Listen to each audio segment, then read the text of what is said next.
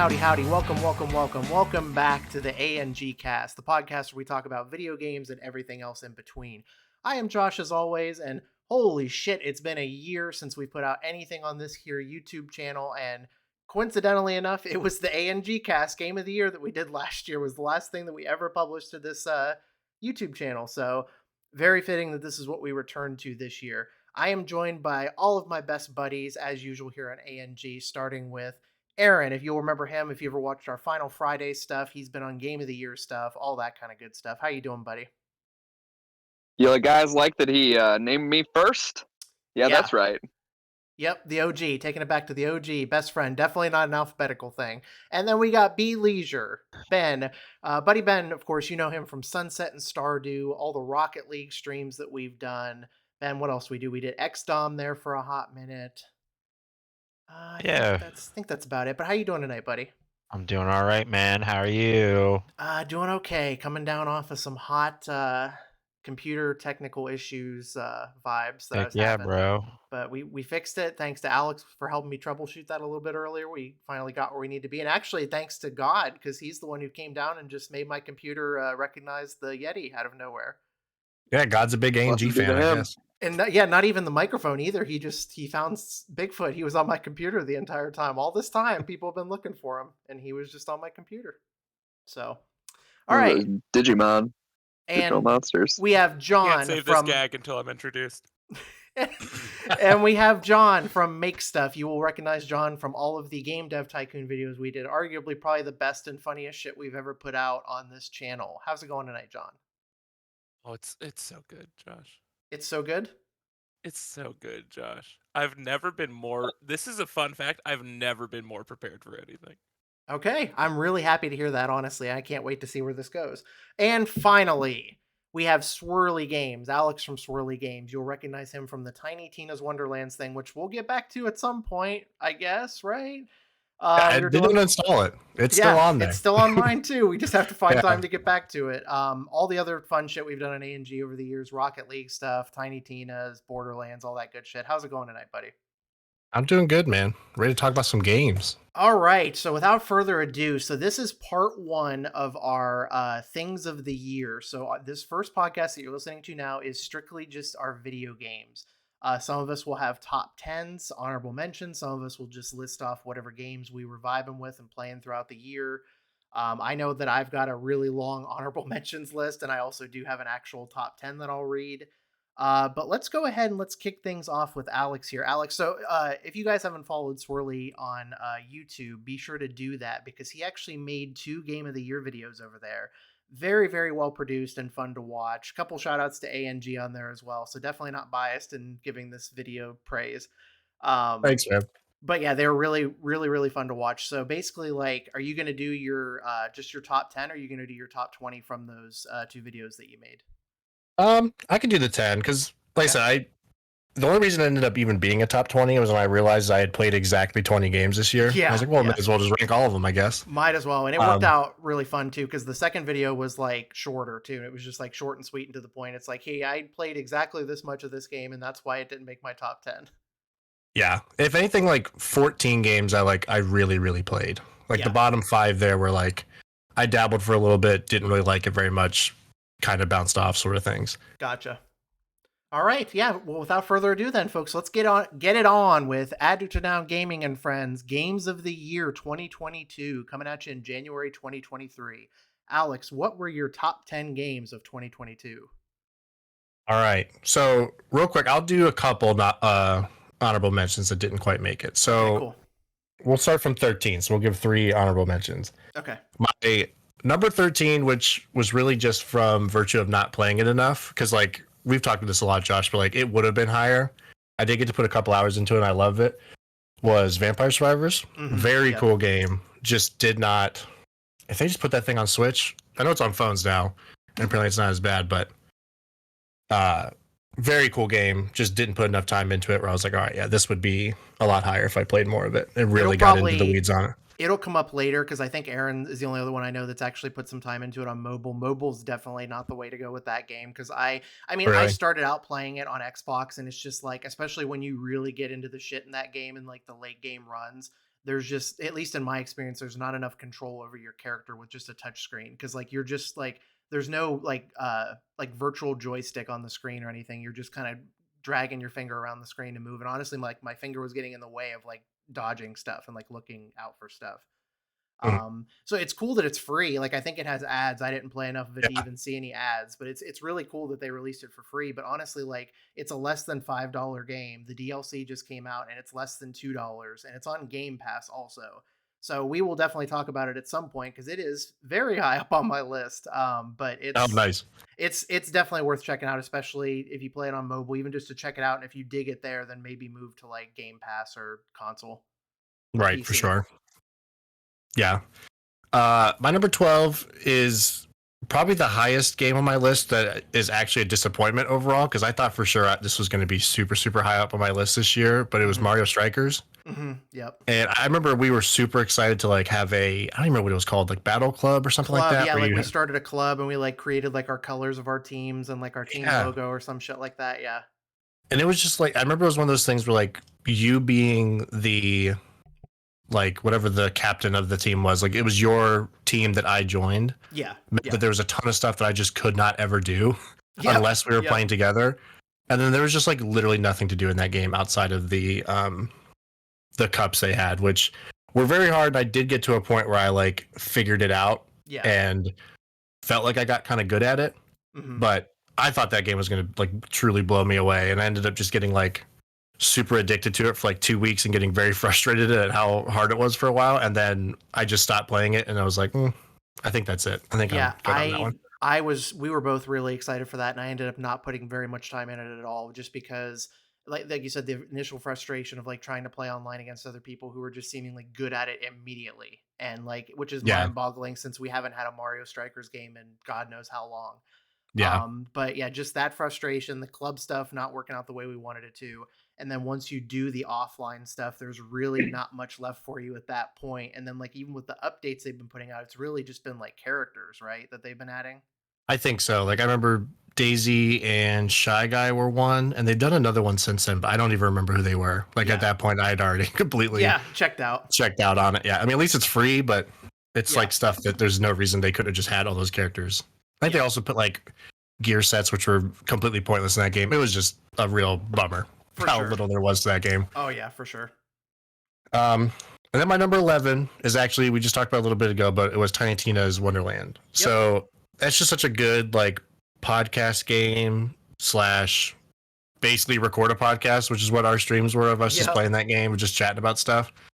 And for whatever reason, like Borderlands 3 was just way too much for me, where I just actively kind of hated that game. Like the humor for some reason was just too much at that time. Yeah. And it's still the same writers. Like I don't know why I found it not as bad this time around. Maybe it's just because Tina's like a different character that was like some new light on somebody else, and just the whole fantasy skin to a Borderlands type thing. Like it just super worked for me. I thought it was really fun. It was like, and then the overworld thing was a nice little touch. It basically took like all the stuff we liked about Borderlands 3 and made it just like more fun to play and more interesting, I think. Yeah, very cool. Fun classes as always. The guns were cool. Yep.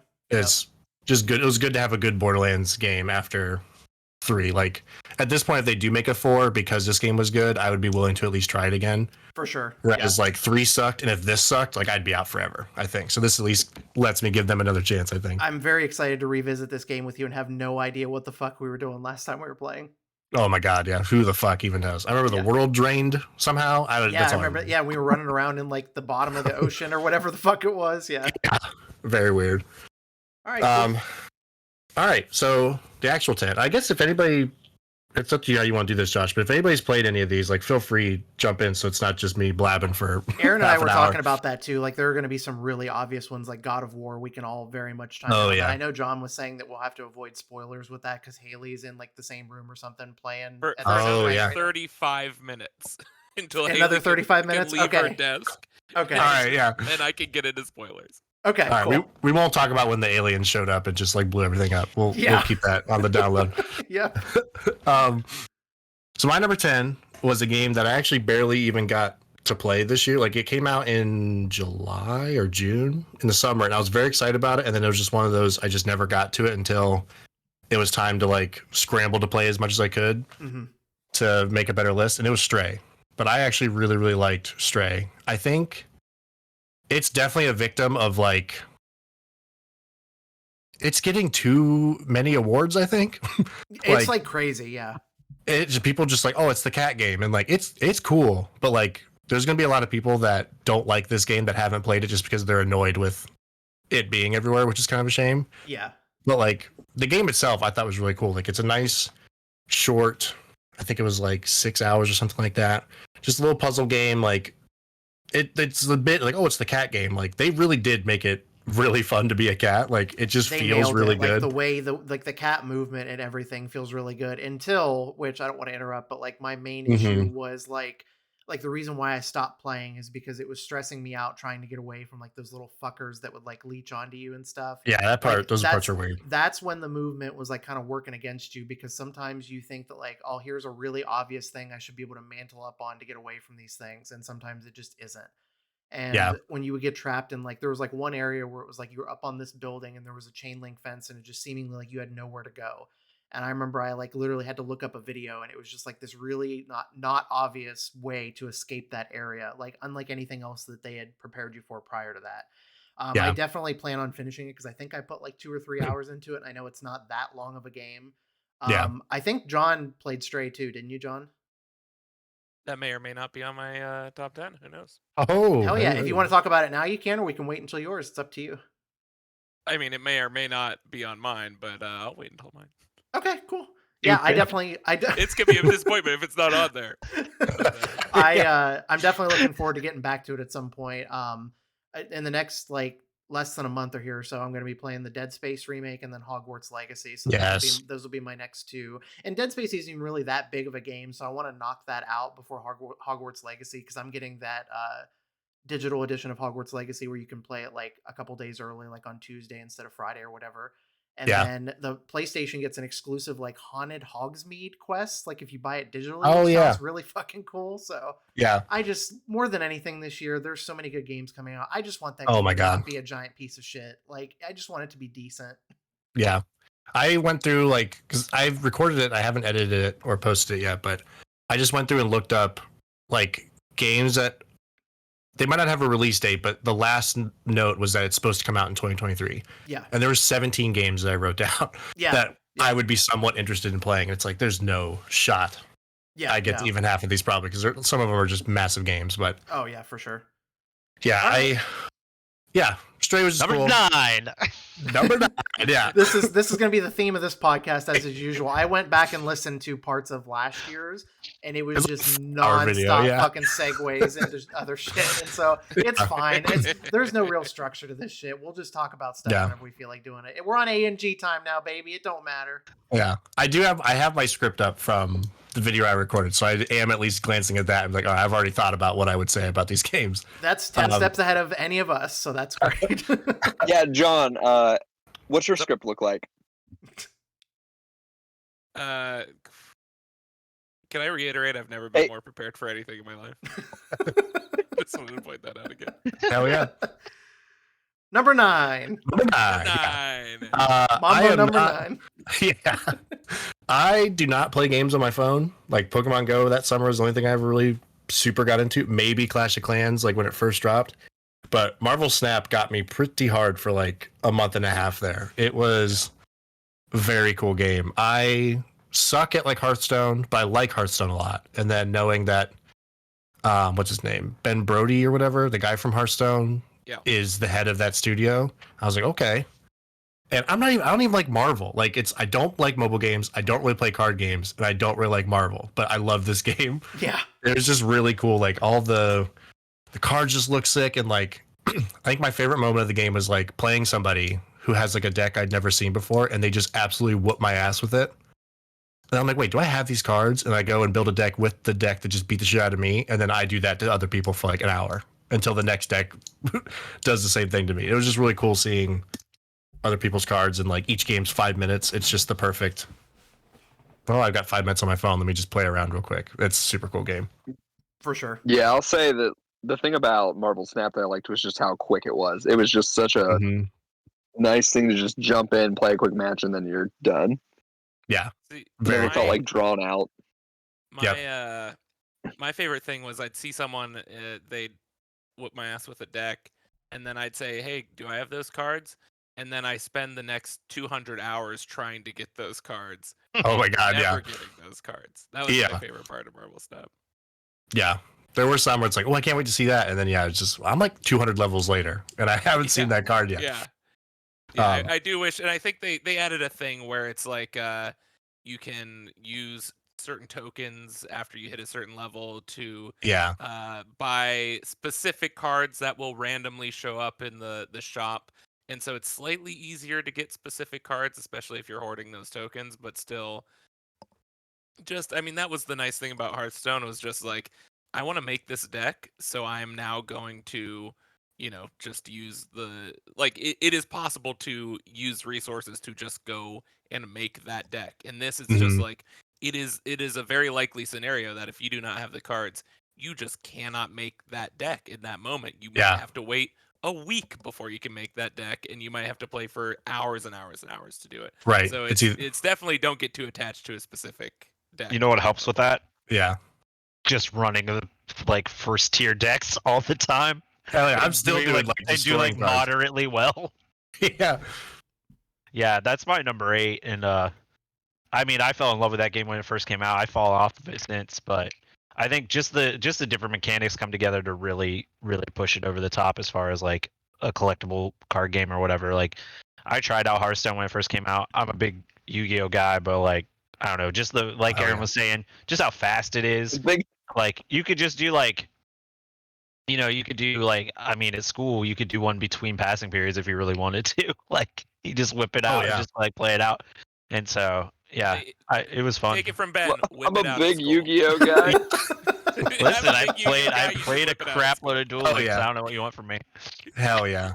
Watching you play Duel Links and open up packs was one of my favorite experiences was that last year or the year before? It was probably it was either 21 or 20. So the only thing I'll say about Marvel Snap is that it's on my honorable mentions. I didn't play a ton of it just because I got nervous about playing people who are really good at it. So as soon as the cubes thing came into it, I was like, oh, okay, things are actually at risk now. So I just did the thing where it's like, I just perfected getting good at like those like really early on beginner decks. And I've only really recently started dabbling in like really getting in there, making my own and trying out different stuff. That's where like a lot of card games have lost me over the years, just because I don't have the time and patience to really sit down and think about like deck synergy and all that stuff. Right. But I do really like what I've played with. The card art really is like something like remarkable, the way that and there's really like there's no pay to win. You're just putting in money if you want to make the cards look cooler and unlock different cards if you want. Like the season pass was good too. Yeah, I didn't get that, but the first day that I started playing, I paid like the 99 cents or $1 or whatever it is. Like that basic like Captain America pack, and that's a card that I've used every game since. So that paid off. So I can see how the battle pass would actually be good. But anyway, that's an honorable mention for me. I'm glad that you guys really, really liked it. I still occasionally, it's the perfect taking a shit game too. I'll tell you that much. 100%. Oh my God, yeah, it's made for that. Yep. Yeah, love that game. My number 8 will be very, very quick because I would be shocked if anybody else plays this. My wife and I have been off and on WoW fans for a very long time, and they had a new expansion come out in November that's actually very, very good. We do not raid or anything because that's basically like a part-time job to raid in an MMO. It's absurd, the time commitment for that. But we just like questing, like jumping in Discord, talking while we're playing, and just run around killing stuff. And Dragonflight's super cool. Like the zones are fun. Obviously, Dragonflight's very dragon heavy, which the dragons in WoW are super cool. And even for like the hardcore players, it's like kind of a return to form. Like usually there's like a huge like expansion feature that like the whole like borrowed power thing where like you do this system to get powerful, the next patch comes out, you're weak again, you have to do the same shit over and over again. This one, they kind of like stripped all that down and just gave everybody like huge talent trees that you can swap out whenever you want. And it's just like you can spec yourself for like any sort of situation, things like that. And so even from like we're like literally the most casual WoW players you could possibly be, we really like it. But also the hardcore people like it too, which is like an impossible thing to pull off with something like this. I'm sure in like a month they'll find reasons to hate it because that's how the WoW community is up there for fuck this game, this sucks. All right, I'll be back for another 8 hours every day for the rest of my life type of people. But it's super cool. is a good expansion. If I had a better PC, I remember I tried to play it with you and Tiff like years ago. And if I had a better PC, I would honestly probably dive in. But honestly, my closest thing to WoW is Diablo. Like Diablo 3 is one of my favorite games of all time, and I played that on PS4. And Aaron and I played that a shit ton. And I've already got good multiplayer game. I've already got Diablo 4 pre-ordered, so I don't know if there's going to be cross-platform for that, but I'm down to climb with that till I'm dead in the ground with y'all. So I hope so. I'm ready for that game to suck my life away.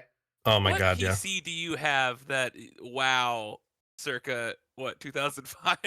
No, I mean even like when we tried to play it like 3 or 4 years ago or whatever, it was chugging really bad, even on the lowest graphical setting. It was just a frame rate thing too. Like it just wasn't, as soon as anything appeared on screen for me to fight, it was chugging. Yeah, this computer is like, I got this computer in like 2016, I think. Gotcha. But yeah, good WoW expansion, number 8. Nice. Number 7 was, there's like every year, like I just said, I've made a list of 17 games already that I'm super excited about, but there's always a couple that I nowhere on my radar that just come out and end up being awesome. My number 7 is Cult of the Lamb. Yeah. I really, really like that game. I remember Tiff was out of town for like a sewing convention, and I was like, I'll just play this new game, Cult of the Lamb, that came out, and I played it for like 12 hours all 3 days. I think she was gone, and got to a point where I almost platinumed it, but I was like, I think I'm good. I'd just be like playing, doing nothing just to get the stats up for certain things at this point. But yeah, it was just a really cool, like, the humor of it just hit me right, where it's like these like cute little cuddly villagers will just come up to you like begging you to like literally kill them for like the cause, and like you could, someone will be like, dude, wouldn't it be so funny if you just like picked up that shit and put it in a bowl and then fed it to this guy? Wouldn't that be so funny? And like that's an actual quest. Because you have to like make you have to make bathrooms for them to go to the bathroom in, or if not, all of them are just like throwing up because your village is gross. But like sometimes they'll be like, yeah, but it'd be really funny if you like made him eat this, right?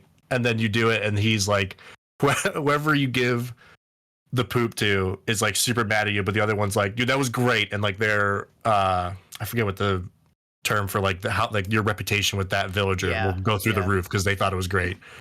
And it's like a nice little split, because you'd spend like 5 or 10 minutes doing the village stuff and be like, all right, I'm gonna jump into like the actual like gameplay, quote unquote, of it, where you're dungeon crawling in like a roguelite situation where you're trying to beat these 4 bosses, and not all the weapons were very good. Like there were some runs where if I got a shit weapon, I would just purposely die or just run away and try again. But it was good enough that it was entertaining as a nice little like isometric dungeon crawler thing, just fighting some monsters and stuff.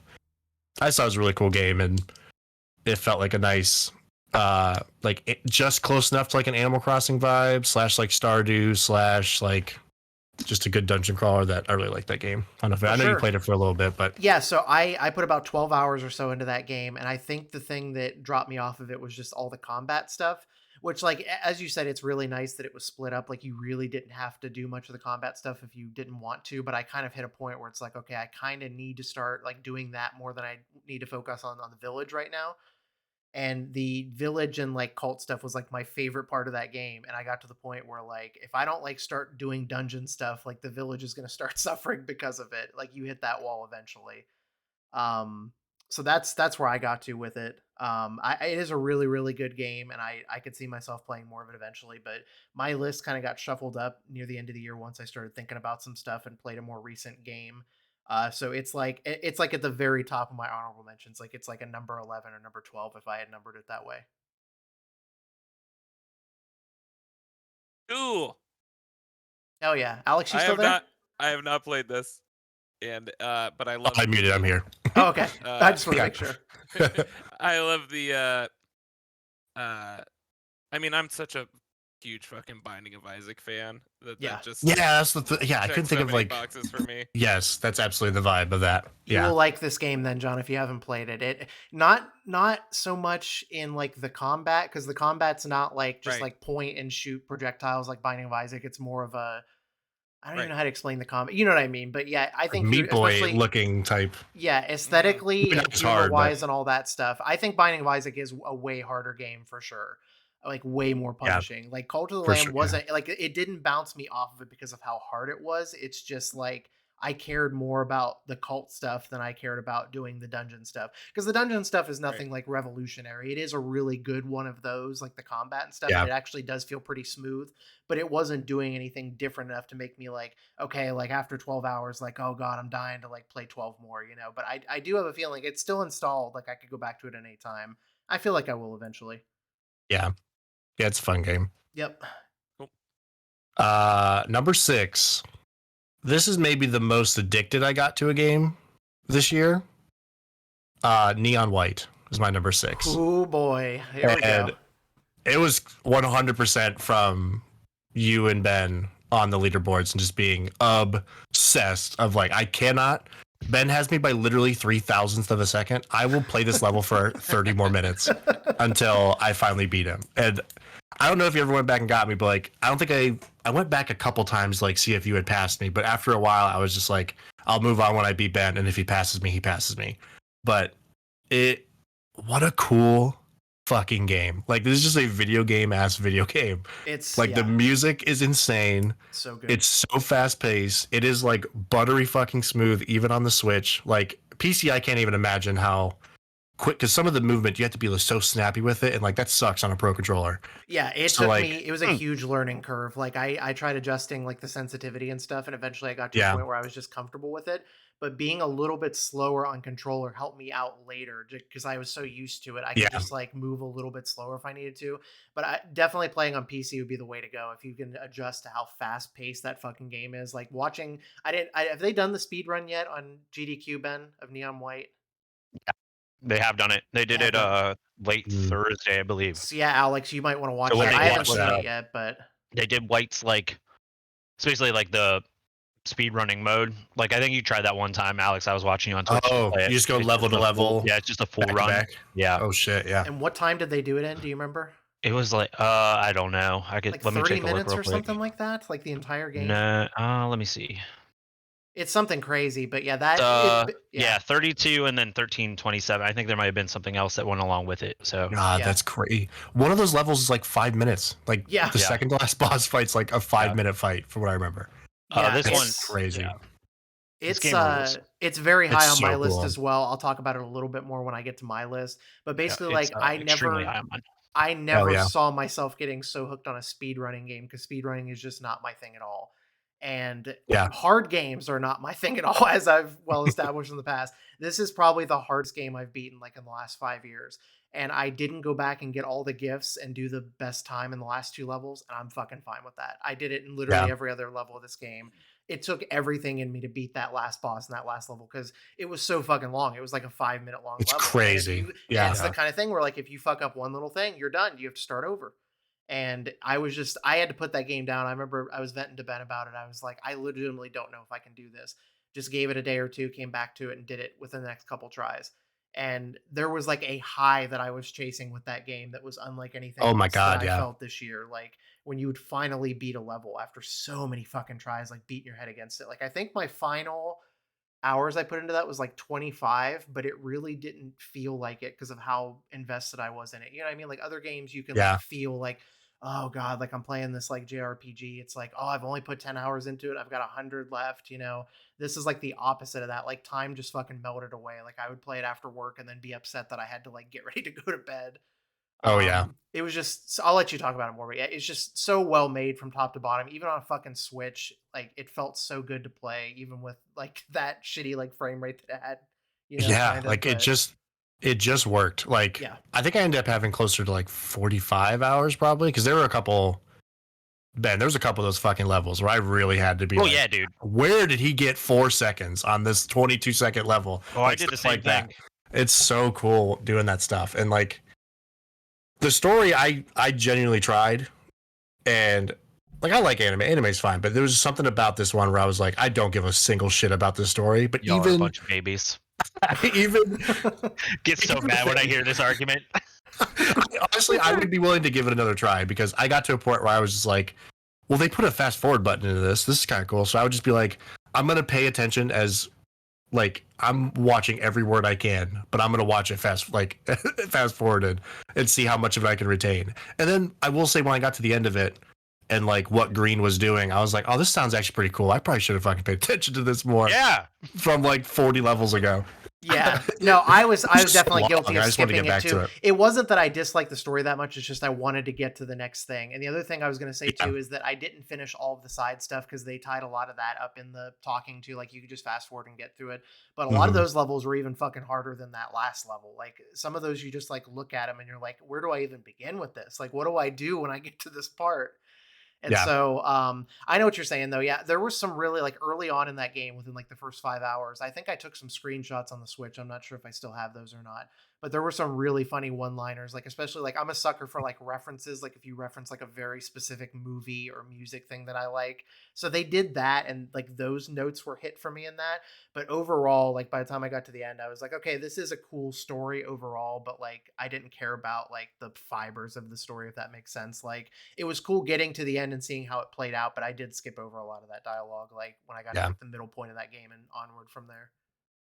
The fact that you liked it so much, Ben, I will hunt down a YouTube video because, like I said, I did have some regrets when I got to the end. I genuinely think the story in that rules, cool. And it like genuinely makes me kind of upset when everybody's like, "Oh, it's just an imp." No, it's like they're like essentially a heist crew that is broken up because the leader is like too like dead spoke on like a thing, and like his loyal right hand man is like kind of in his like circle of like reality distortion, and it's him coming to terms with like how that fucked everyone in his entire life over.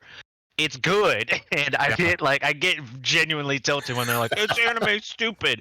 Yeah, there's some like silly one-liners in it, like because it's meant to be a funny game that you get story in like 30-second chunks, if that. And so, but like if you watch the cutscenes and you get to the end and you're like, "Oh, like it's crazy." And that's the thing too, is that like if you skip over a lot of those cutscenes, you'll be put into a boss battle with like no context given. You're like, this looks really crazy. I wonder what happened in the story that led to this. And so like I ended up like just reading a synopsis of it to figure out what all had happened. Yeah. And like I said, I definitely did not actively dislike it. I mean, some of it's like a little bit of cringy humor and stuff, but that's to be expected. It was just like it didn't like every joke didn't hit for me, and I didn't expect that. You know, I didn't want that to be the case. It did enough. Having never like seen anything about this game, it sounds like Ben's getting upset over a cartoon. I mean, kind of like I get upset when people like discount like good storylines in cartoons. Sure.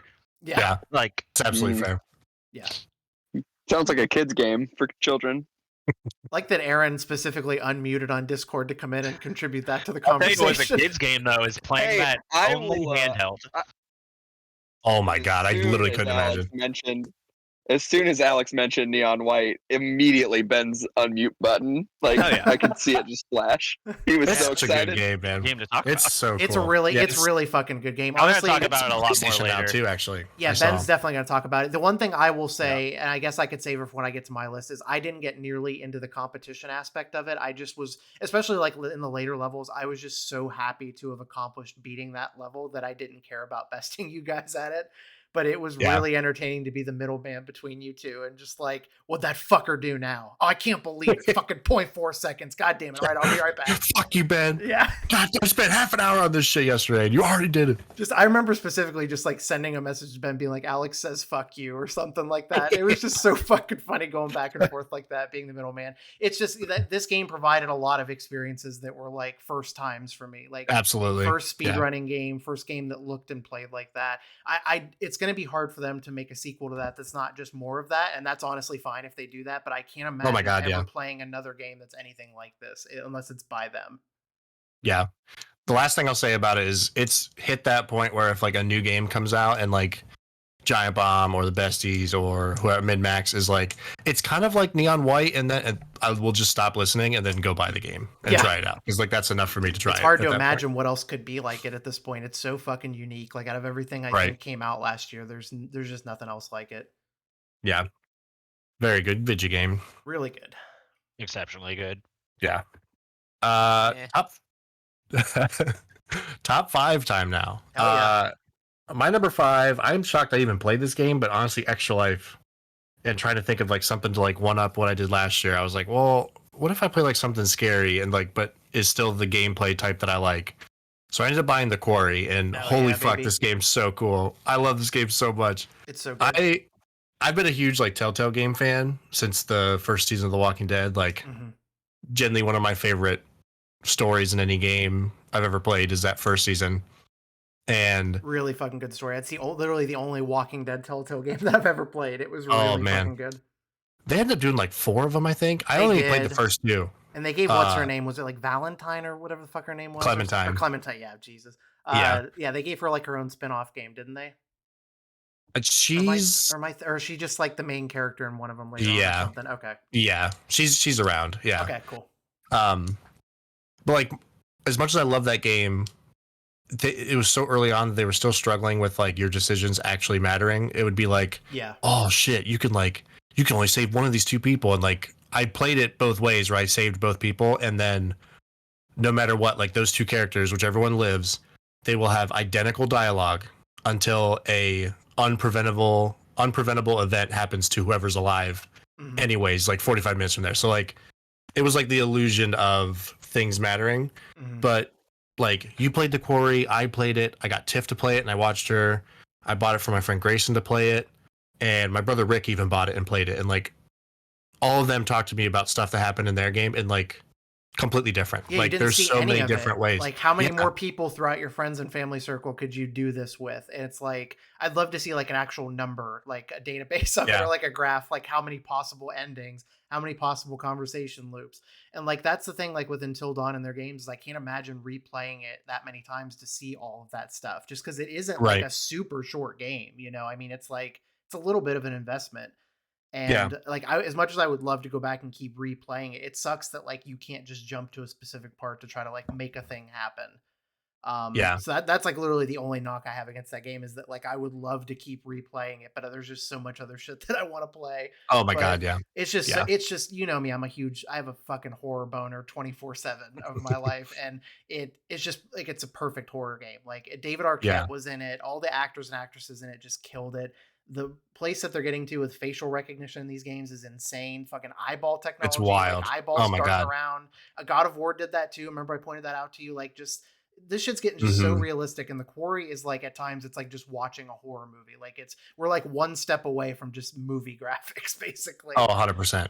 And it's, I was gonna say, like, these type of games too are the type that people that don't play video games can like get it on this. Like, like your friends and family in the chat, like they would probably never actually, like, what was your friend's name?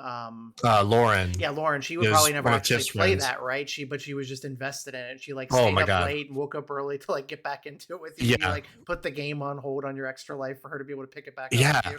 It was so cool. And she was like following TikToks afterwards, like watching people's reactions to different things that happened. And it's just like a perfect 80s teen summer camp slasher movie. Yeah, it doesn't do anything super revolutionary. There's nothing super shocking about the story. There's not like some outrageously shocking like plot twist or anything.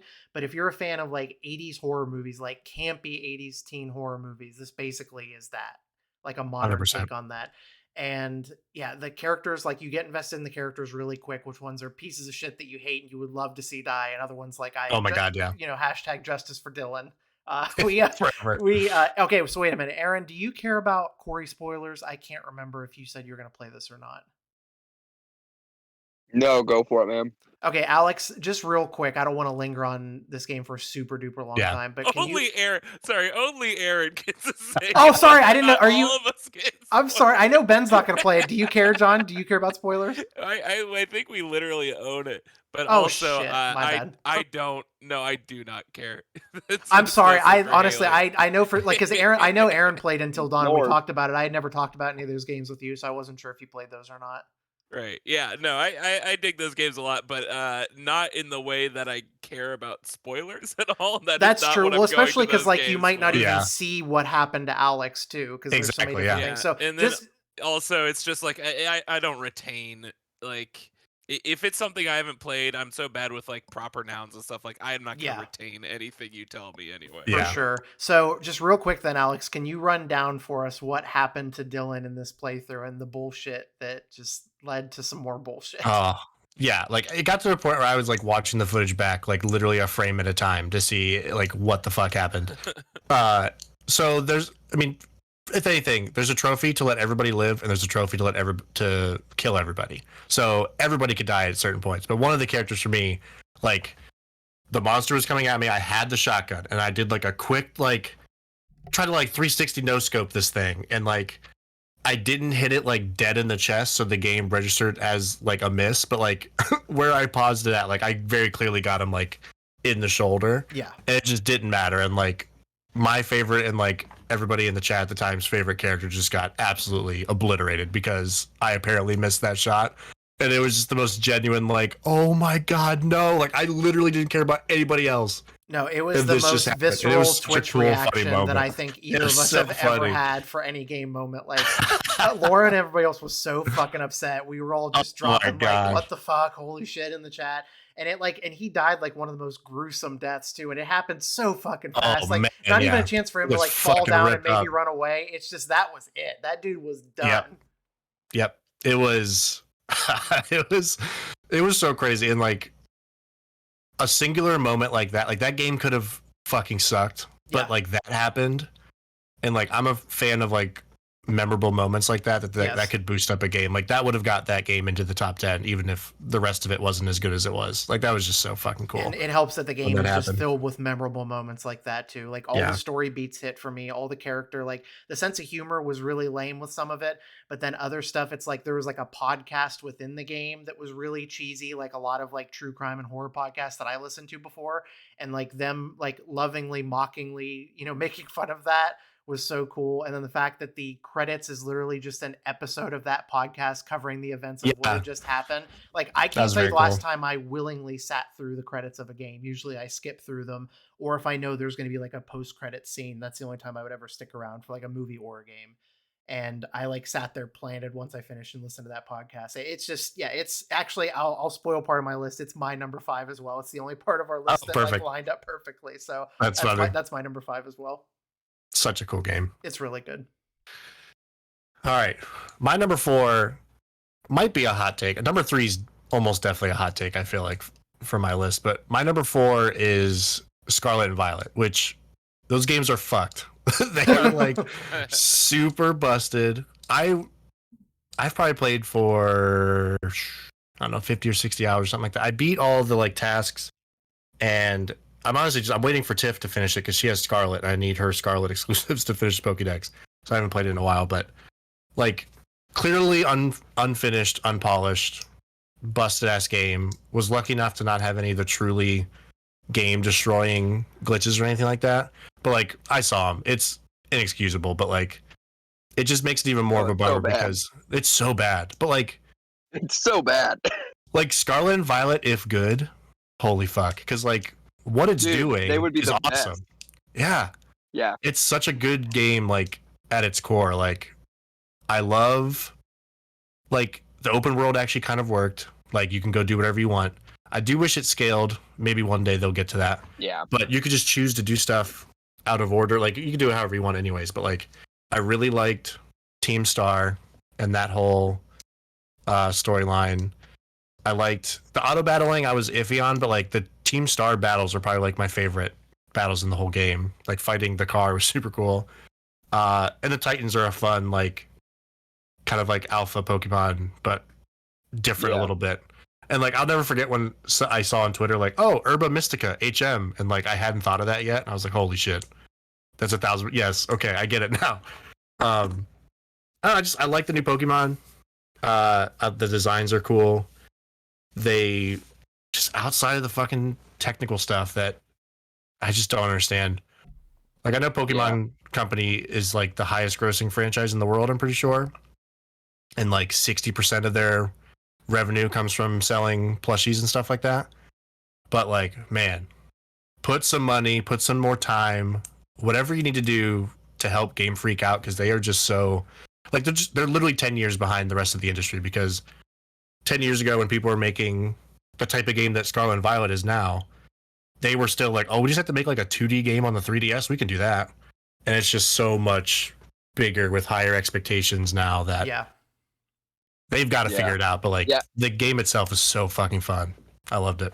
Yeah, I will definitely say that I started playing that game, maybe got through like 2 hours of it, and then just with all the technical stuff, I was like, yeah, I'm good. The beginning of it was a little slow. Yeah. Well, then Ben came over actually, and he was like, hey, like, I don't remember if it was him or if it was me, but I was like, no, it was me. I was like, Ben, you got to see how bad this game looks. So we started playing it, and then like after he left, I never stopped playing it. Like I'm still like to this day playing it now. Like it is crazy to me. Kind of like what you're saying, right? Like they should have spent so much more time on that game. They should have given them honestly another year, because that game, I feel like had they had a little bit more time, might be one of the best Pokemon games that they've ever made. 100%. Yeah. Yeah. Like, they just. Yeah. Go ahead. No, keep going if you have something. No, I was just gonna say, just like the way that they did the open world, the way it like. I really felt like with Sword and Shield, whenever you'd walk around, it was very much like, oh, this area has these couple Pokemon, and that's it. Where like this really felt like every time you went to an area, that there was just such a wide range of Pokemon. Yeah. And usually they'd be typed, but like there was just so many. And then you'd go to a different area, and some of those would be the same, but like there was just a whole other range of Pokemon. And I thought they did such a good job with like the variety of that. Yeah. It's truly a shame because like if they were only a video game, very easy decision. Delay this. Like we'll sell 10 billion copies of it no matter when we release this. The money will be there. Yeah. Delay it to make it right. But like the games are what kick off literally all of it. Like the games come out, then the anime, then the cards, then like I'm sure merchandise is probably around the same time, but like to delay a Pokemon game is to delay everything, and it's just like I just can't ever imagine them doing that, which sucks, but it needs to happen because at some point, like these are the worst rated games, but they still broke every Switch record, and I feel like they're going to do that, or Nintendo record even. I think like the fastest selling Nintendo game of all time are these busted ass Pokemon games that a lot of people hated. Massive. I was reading about that. Yeah, it was like 10 million copies in 3 days from the two games combined. It's insane. So it's like, all right, well, we just made $600 million.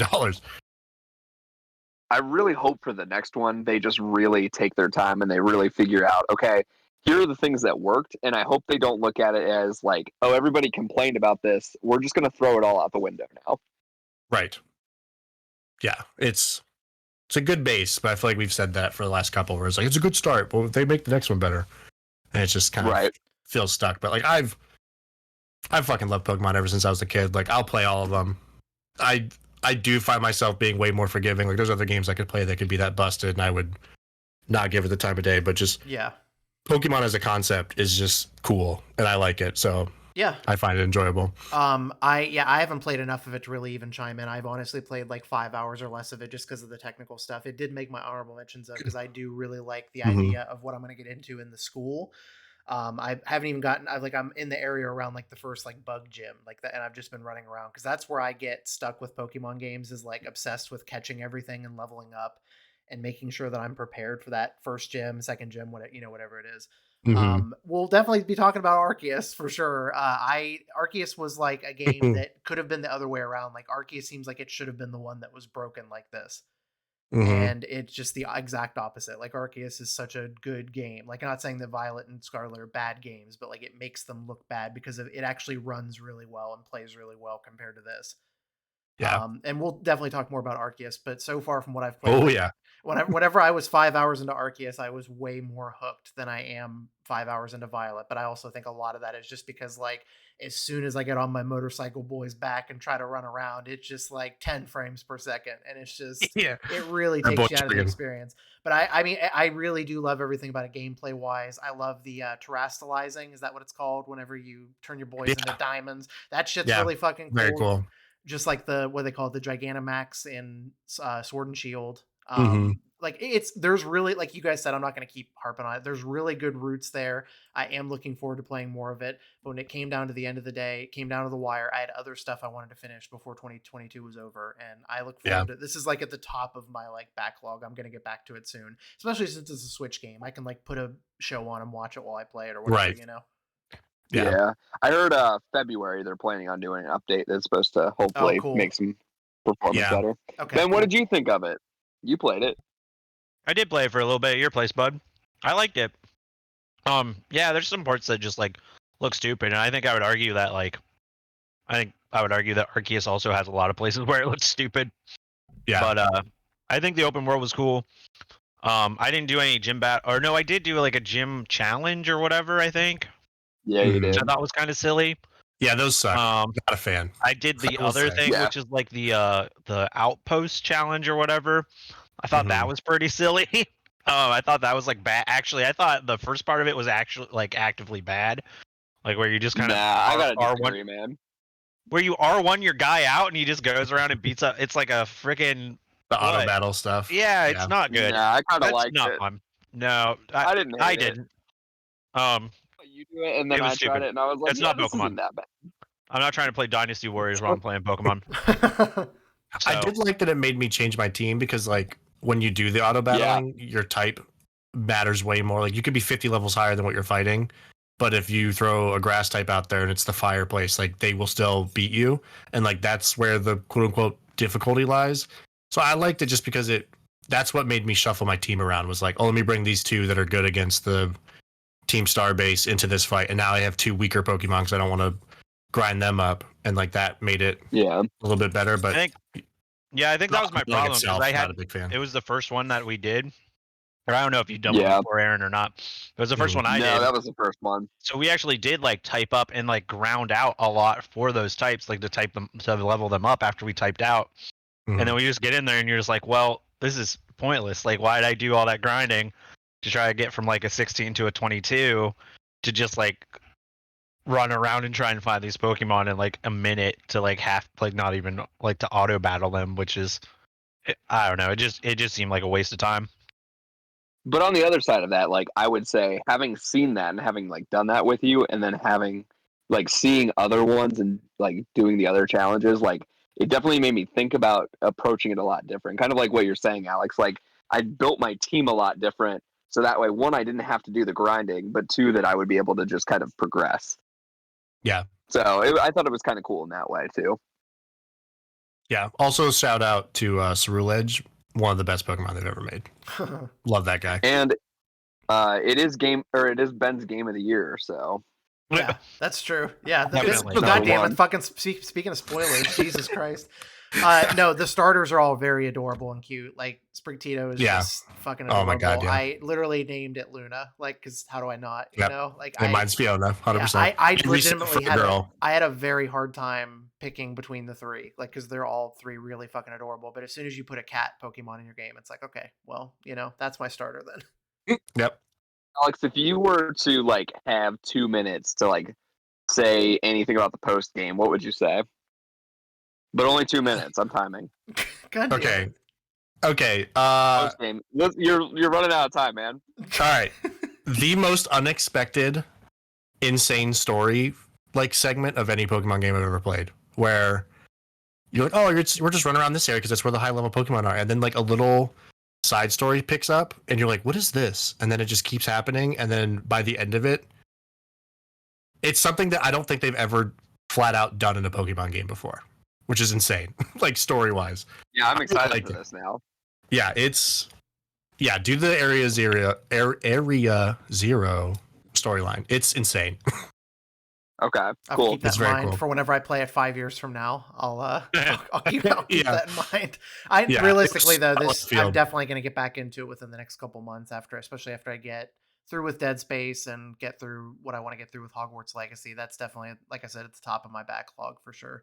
Just because I owe it to myself because of how much I like Arceus. I still have to wrap up Arceus too. I made a lot more progress in Arceus than I made in Violet, obviously. But oh yeah. The top number three. Number three, baby. We made it. Okay.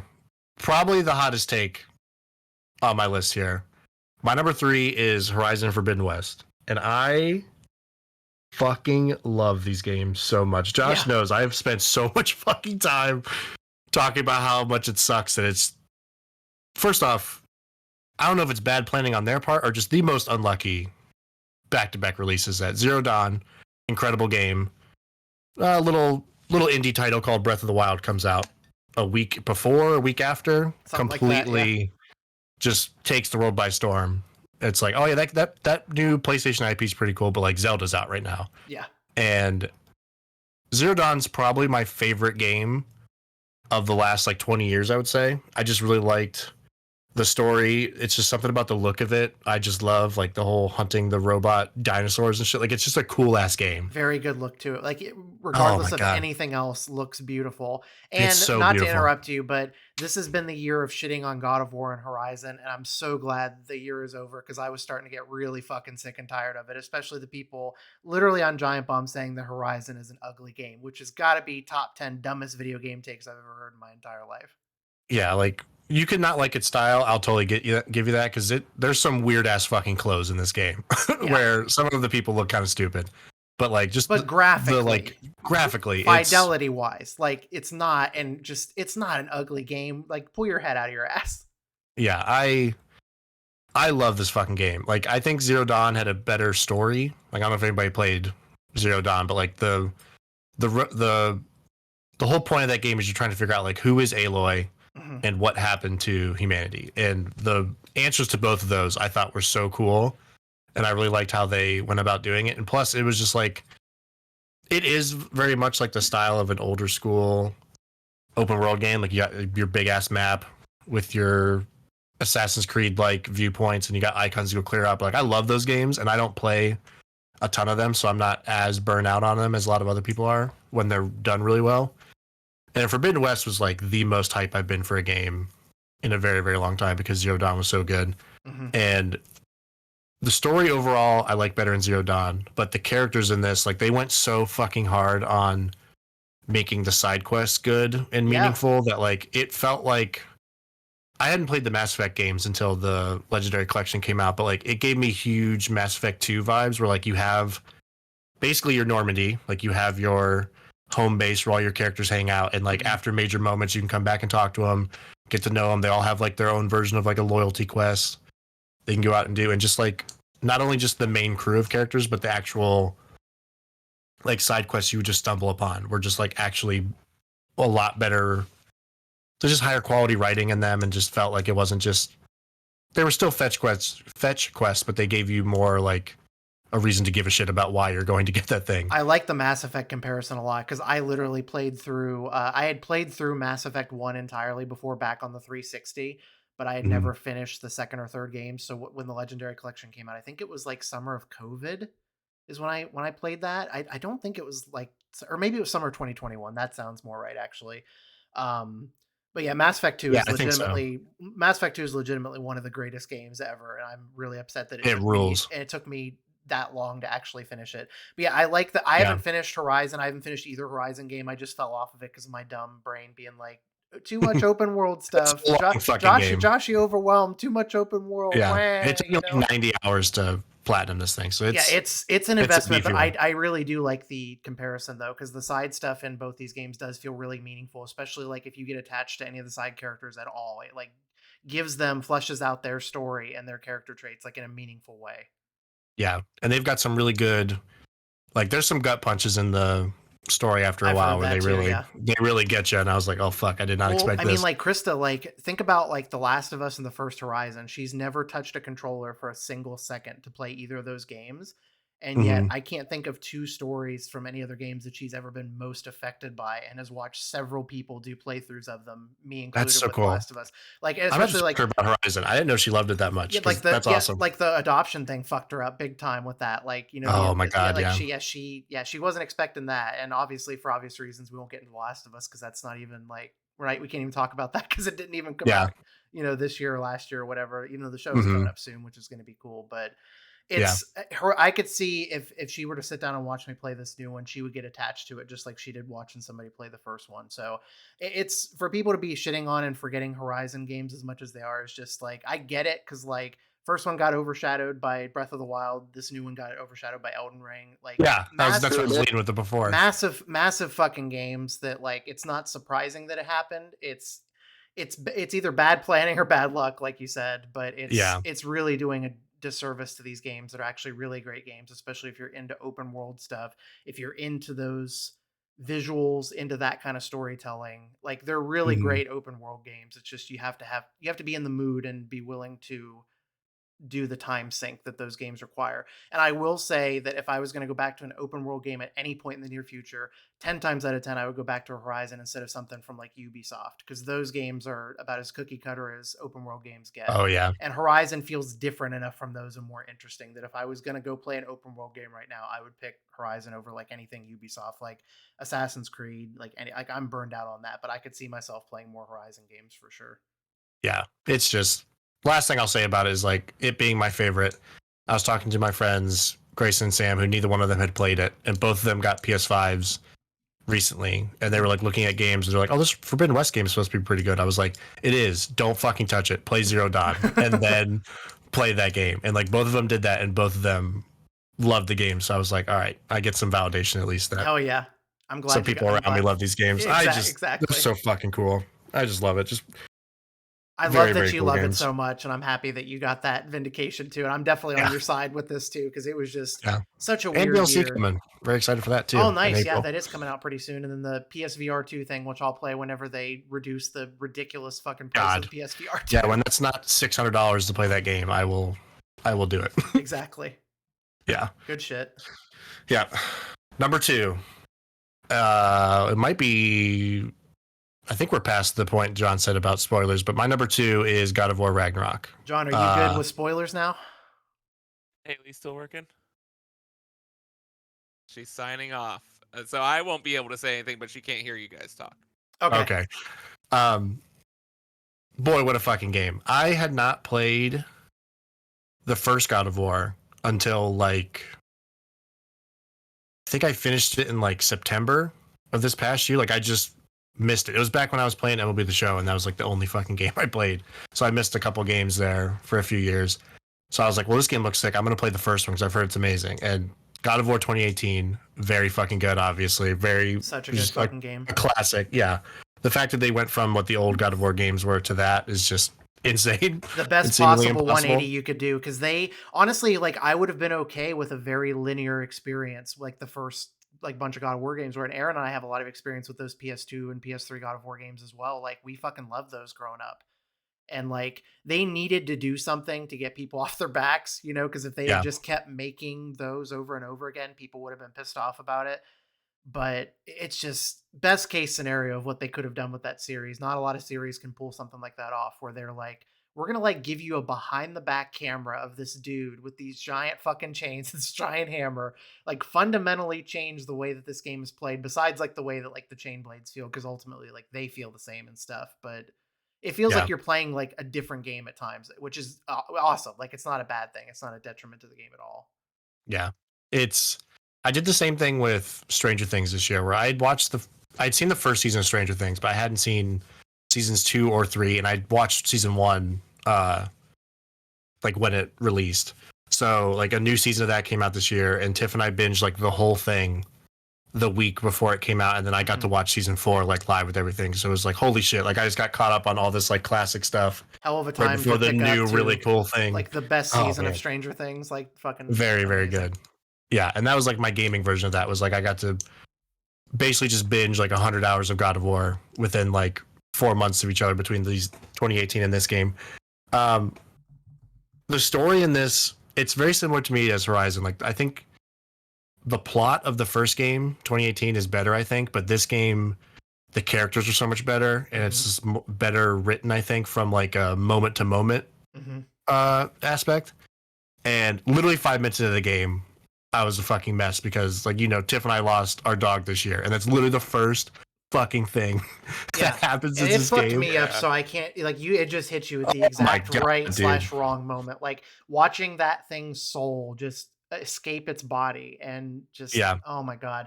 Immediately like, 2018 was a very powerful game, but arguably this one was even more powerful with some of the story beats in some ways. 100%. Yeah, like, us losing Link definitely colored a lot of how it felt about this, because that was in October and then this came out a month later. Yeah. And it was just like the emotional beats, like I was just in the right mindset of just being generally sad about losing my dog, and then that happens at the beginning of the game. They have that moment later in the game where that kind of comes back around, which that's all I'll say. That was even like I was even big, like just imagining that happening. I was an even bigger mess than before. and just as somebody without kids, even just the idea of like all of us have been teenage boys, like wanting to just like kind of break out of your shell a little bit, like Atreus. That it just felt very, even if it's a story about like gods killing gods, like the character moments felt realistic and believable in a way where just I was just like enthralled by like every fucking second of dialogue. Yeah. In this game, and just all the characters were so good. I thought Odin was fucking incredible. Yes. It was such a weird take for Odin. Yeah. But like he was just so good. Gone. Odin's fantastic. He's incredible. And they embraced the Fat Thor thing too. Oh yeah, Thor! Fat Thor for life. But yeah, no, that just how they play it, because like yeah, seeing that casting for Odin after he's talked up for so long. I mean, a whole game of being talked up, and then just them like, yeah, seeing that, and it's just like, oh, it's the guy from West Wing and World, like Richard, okay, whatever. I cannot remember his last name. And was it Schiff? Schiff or Shreve? Yeah, it's Shits. Yeah. And Shits. Richard Shits. Dick Shits. So Big Shits comes on the screen. And but it was just like, yeah, it's such a weird choice, but like for someone who is otherwise so comically evil. Oh like, my god, yeah. The way that he just gives me enough room for doubt of like, oh, I could buy people saying he's evil because he's an asshole, but like maybe there's some, it's like it's just enough sincerity to it that like, yeah, I totally buy it. He's fantastic in it. Just the ultimate like manipulative like piece of shit abuser. Where like yeah, it's exactly, because that was in the back of my mind. I was like, wouldn't that be the fucking craziest way to end this game? Is like, yeah, the prophecy's true. Kratos dies. And it's like, oh, good. Like, he should have died because Odin's cool, actually. They've all been wrong. Like, that would have been the craziest pivot. But, like, the way they write his character, it's like you can see, especially being, like, Atreus, like, a teenage boy in that perfect mindset of, like, Kratos is way too overbearing, even though he means well. And, like, you just pushed him right to Odin. And, like, all of that just felt so believable to me. And, yeah, it was just like, so good. Like also just shout out to what's his name, Sonny something, that plays Atreus, who's like, I have very low tolerance for, you know, shitty child actors. God, same. So he just nailed it in both games. Like he was just exactly what he needed to be. It is so damn fun to play as Atreus. I loved that. I loved just kind of the lighter sections there, but also just their approach to the whole Loki thing. Like just like, because, you know, in your head it's just like, oh, he's gonna be evil, but the fact that they pull off the whole like, well, he's the god of mischief, certainly, but just like almost doing that thing what you were talking about with like, oh, it turns out Odin's all right, is essentially what they did with Loki, which is so cool. Yeah, I loved it. Yeah, it was like, and it, like that reveal at the end of the first game. So I'm like trying to do the math in my head. I'm like, okay, so if he's Loki, did Faye have a kid with Odin? And like, because he's, I mean, the whole Thor's brother thing, I was like, how is that happening? And like, that wasn't really part of it, but it's just a very cool way to do that. Famously, well, I guess, I don't know, famously in mythology, famously to me. The real, when it really happened. Is that it, you know, Loki is actually the child of ice giants, or giants in general. Yeah. And is kind of an adopted child of Odin. And, that makes sense. So yeah, they like, it's a weird way to do it. I mean, I am very surprised at like just how committed they were to after watching, you know, MCU Thor and Odin and Loki for so long, I am really impressed with how much they stuck to the actual mythology, the Norse mythology. Like, just drunk piece of shit Thor. Yeah, it's very, very satisfying. And even Thor, like on the surface, he's clearly a piece of shit, but like he's had Odin as his father his entire life. Like, it's just the small little lines. Like, I wish I remembered more of them now, but like, just like such like small dismissive like comments about like, I remember there's one where he talks about Thor, like, he's not really a thinking guy. Like, that's not really his strong suit. It's just like a dismissive, like, oh, my son's a fucking idiot. Don't worry about anything he says. Yeah. And just imagining having that in your ear for thousands of years, that would suck really bad. And it was just, yeah, like, I'm a big fan of like writing in games being that can carry a lot for me. And then also the gameplay of this game too was also just butter, like so good, so satisfying. Like, it's very much that like Uncharted 2 thing where it's like we figured out what sucks in the first one, and let's just make it just really fun, have a ton of diversity with the enemies and stuff. Like, I wasn't just, sitting and throwing my axe the whole time or something. Like, first game you could totally get away with just doing the same thing over and over, and this very much made you change it up, and everything was fun enough. The only thing I hated let's talk about that spear. Love the spear, actually. Spear's the best weapon. I fucking loved it. Yeah. I found myself using that probably, I think at the end of the game, it was the blades and the spear were pretty close. Maybe the spear even more. Like, anytime I was one-on-one with somebody, I liked the spear more than the axe, which didn't feel right, but it was just faster and it could stagger better. Like, what a cool third weapon. And it let you keep back from the enemies too, like the bosses, like the Dark Souls type bosses. Like, it felt right to be further away from them with the spear. It came in handy for the couple of those that I actually attempted to do. Oh, those fucking guys. I mean, I'll say that, like, so I am pretty much Blade of Chaos only. And, like, when the God of War 2018 came out, like, I used the axe until I got the blades, and then I just basically only used the blades. One of the best sequences ever, by the way. That oh, man. Fucking amazing. Yes.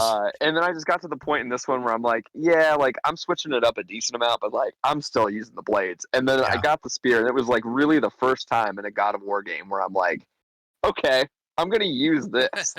Like, let's do it. Yeah. What killed me about, like Josh mentioned this earlier, were some of it felt like God of War was so good that a lot of the media outlets were like, well, we could just gush about this game and be like positive about it, but like, let's just like nitpick this a little bit. And I heard a lot of takes that were like, it was very similar to the first game. And it's like, yeah, what a bummer that it plays like one of the best games ever made. Like, what a weird choice that they didn't turn this into a fucking do another 180 to make it a fucking like, JRPG for the next one. And then one after that's going to be an RTS game. It just feels like one full season of like television for me, like where it's just like it is so consistent from the 2018 to the end of this one, where it's just like I love that. I mean, even like visually, because there wasn't that much to improve upon in terms of like what we've improved upon with graphics since that game, and so just like also watching Haley, like, after I played 2, I was like, all right, Haley, you need to play 2, but also you need to play 1. And so I watched her play through most of, like, she played through 1. And just seeing, like, the amount of setup is so satisfying. And, like, this is so much. I think my only 2 problems with it is, one, it becomes, luckily, I was super sick and just, like, binged the whole thing, like, literally, I think I put 40 hours in a week. Like, it was a full-time job for me. Hell yeah. And I think if I hadn't done that, there would have been it would have been so hard to come back to that game just with like stuff like, okay, there's these specific vines here, so I need to switch to my Blades of Chaos, and then I need to switch the type of arrows I'm using. Then I need to hit the arrows with that thing, and then I need to do the right trigger, not the left trigger, after zooming in on those things. Just there's a lot of that. Chest. Like, that was, and it's like, almost too much variation in gameplay because there is just so like to get to that point, and then also just it is just so much game. Like, oh my god, that 40 hours I played, I'd say a good, like, and I this was me like doing the side missions sort of chronologically. So like when they nudge you to go do these side missions, I would go do them. And it took me a good 35 hours or something to get to the end credits. Yeah, so, it's a beefy game. Did you guys get? It does crack me up though.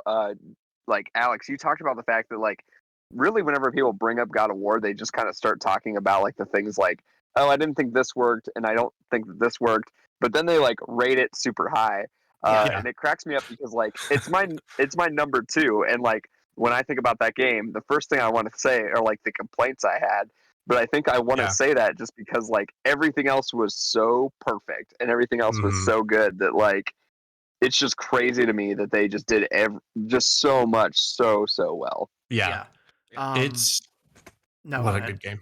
No, go ahead, Josh. Well, no, the only thing I'll talk about it more when I get to my list. I kind of wanted to like piggyback off of John's thing. My only complaint about the game was the middle section, which is where like I had no doubt that I was going to finish it, but I lost a lot of steam in that middle section when it really opened up, just because I wasn't really vibing with the puzzles and the side stuff.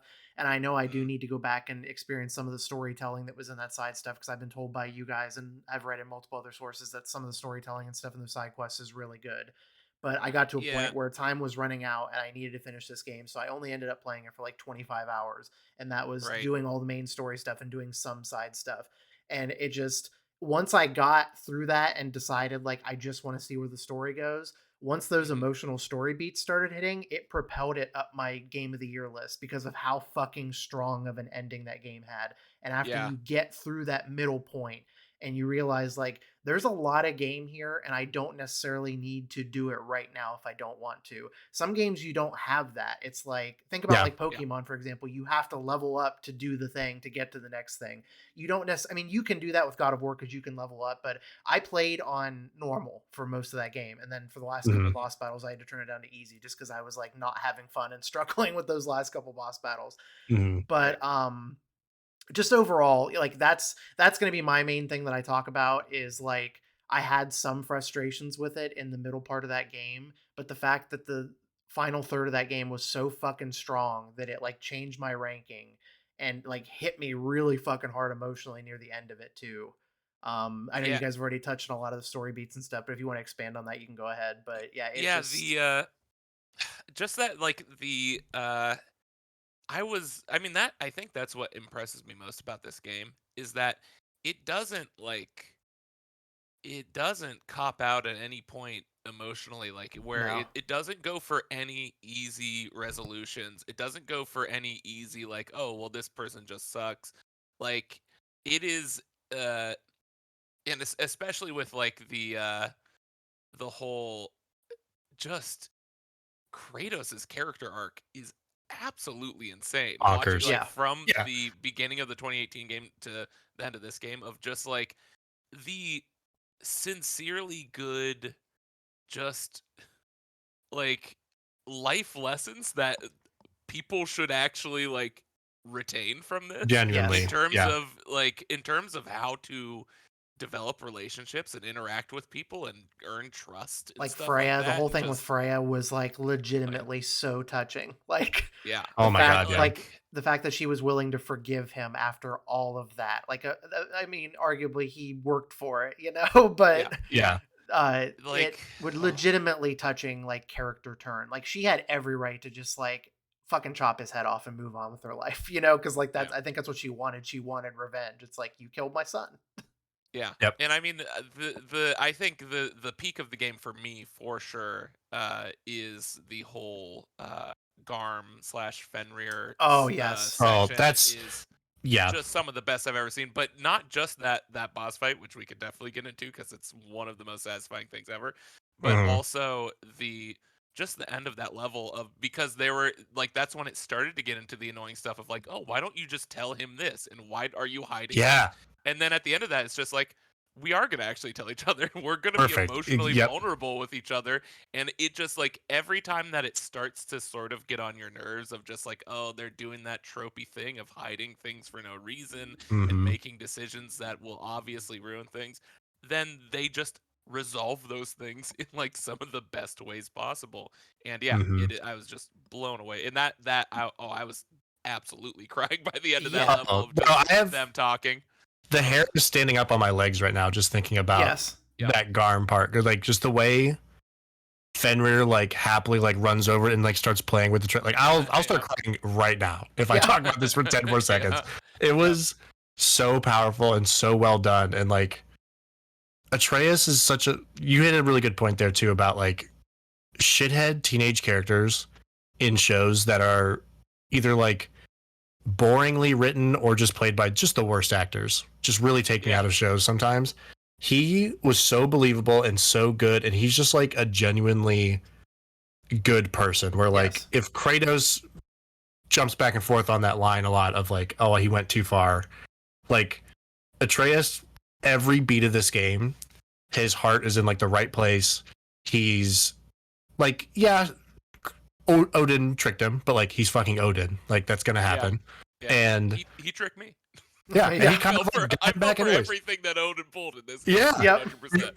Can we? That's probably the biggest moment. The tear moment with Odin. Hey Ben.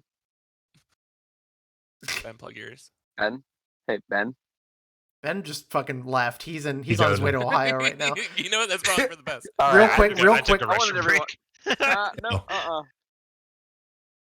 God, Aaron, I hate when you do this. Okay, so anyway, I would. Okay, I'm gonna let you. Like, all right, I'm gonna let you finish, but I need to bring up Brock and Sindri because I legitimately was about to not get the real ending to the game until I remembered what I was reading articles about what the real ending was because I was so fucking confused when that game ended and it was just like open world again, no credits. What the fuck?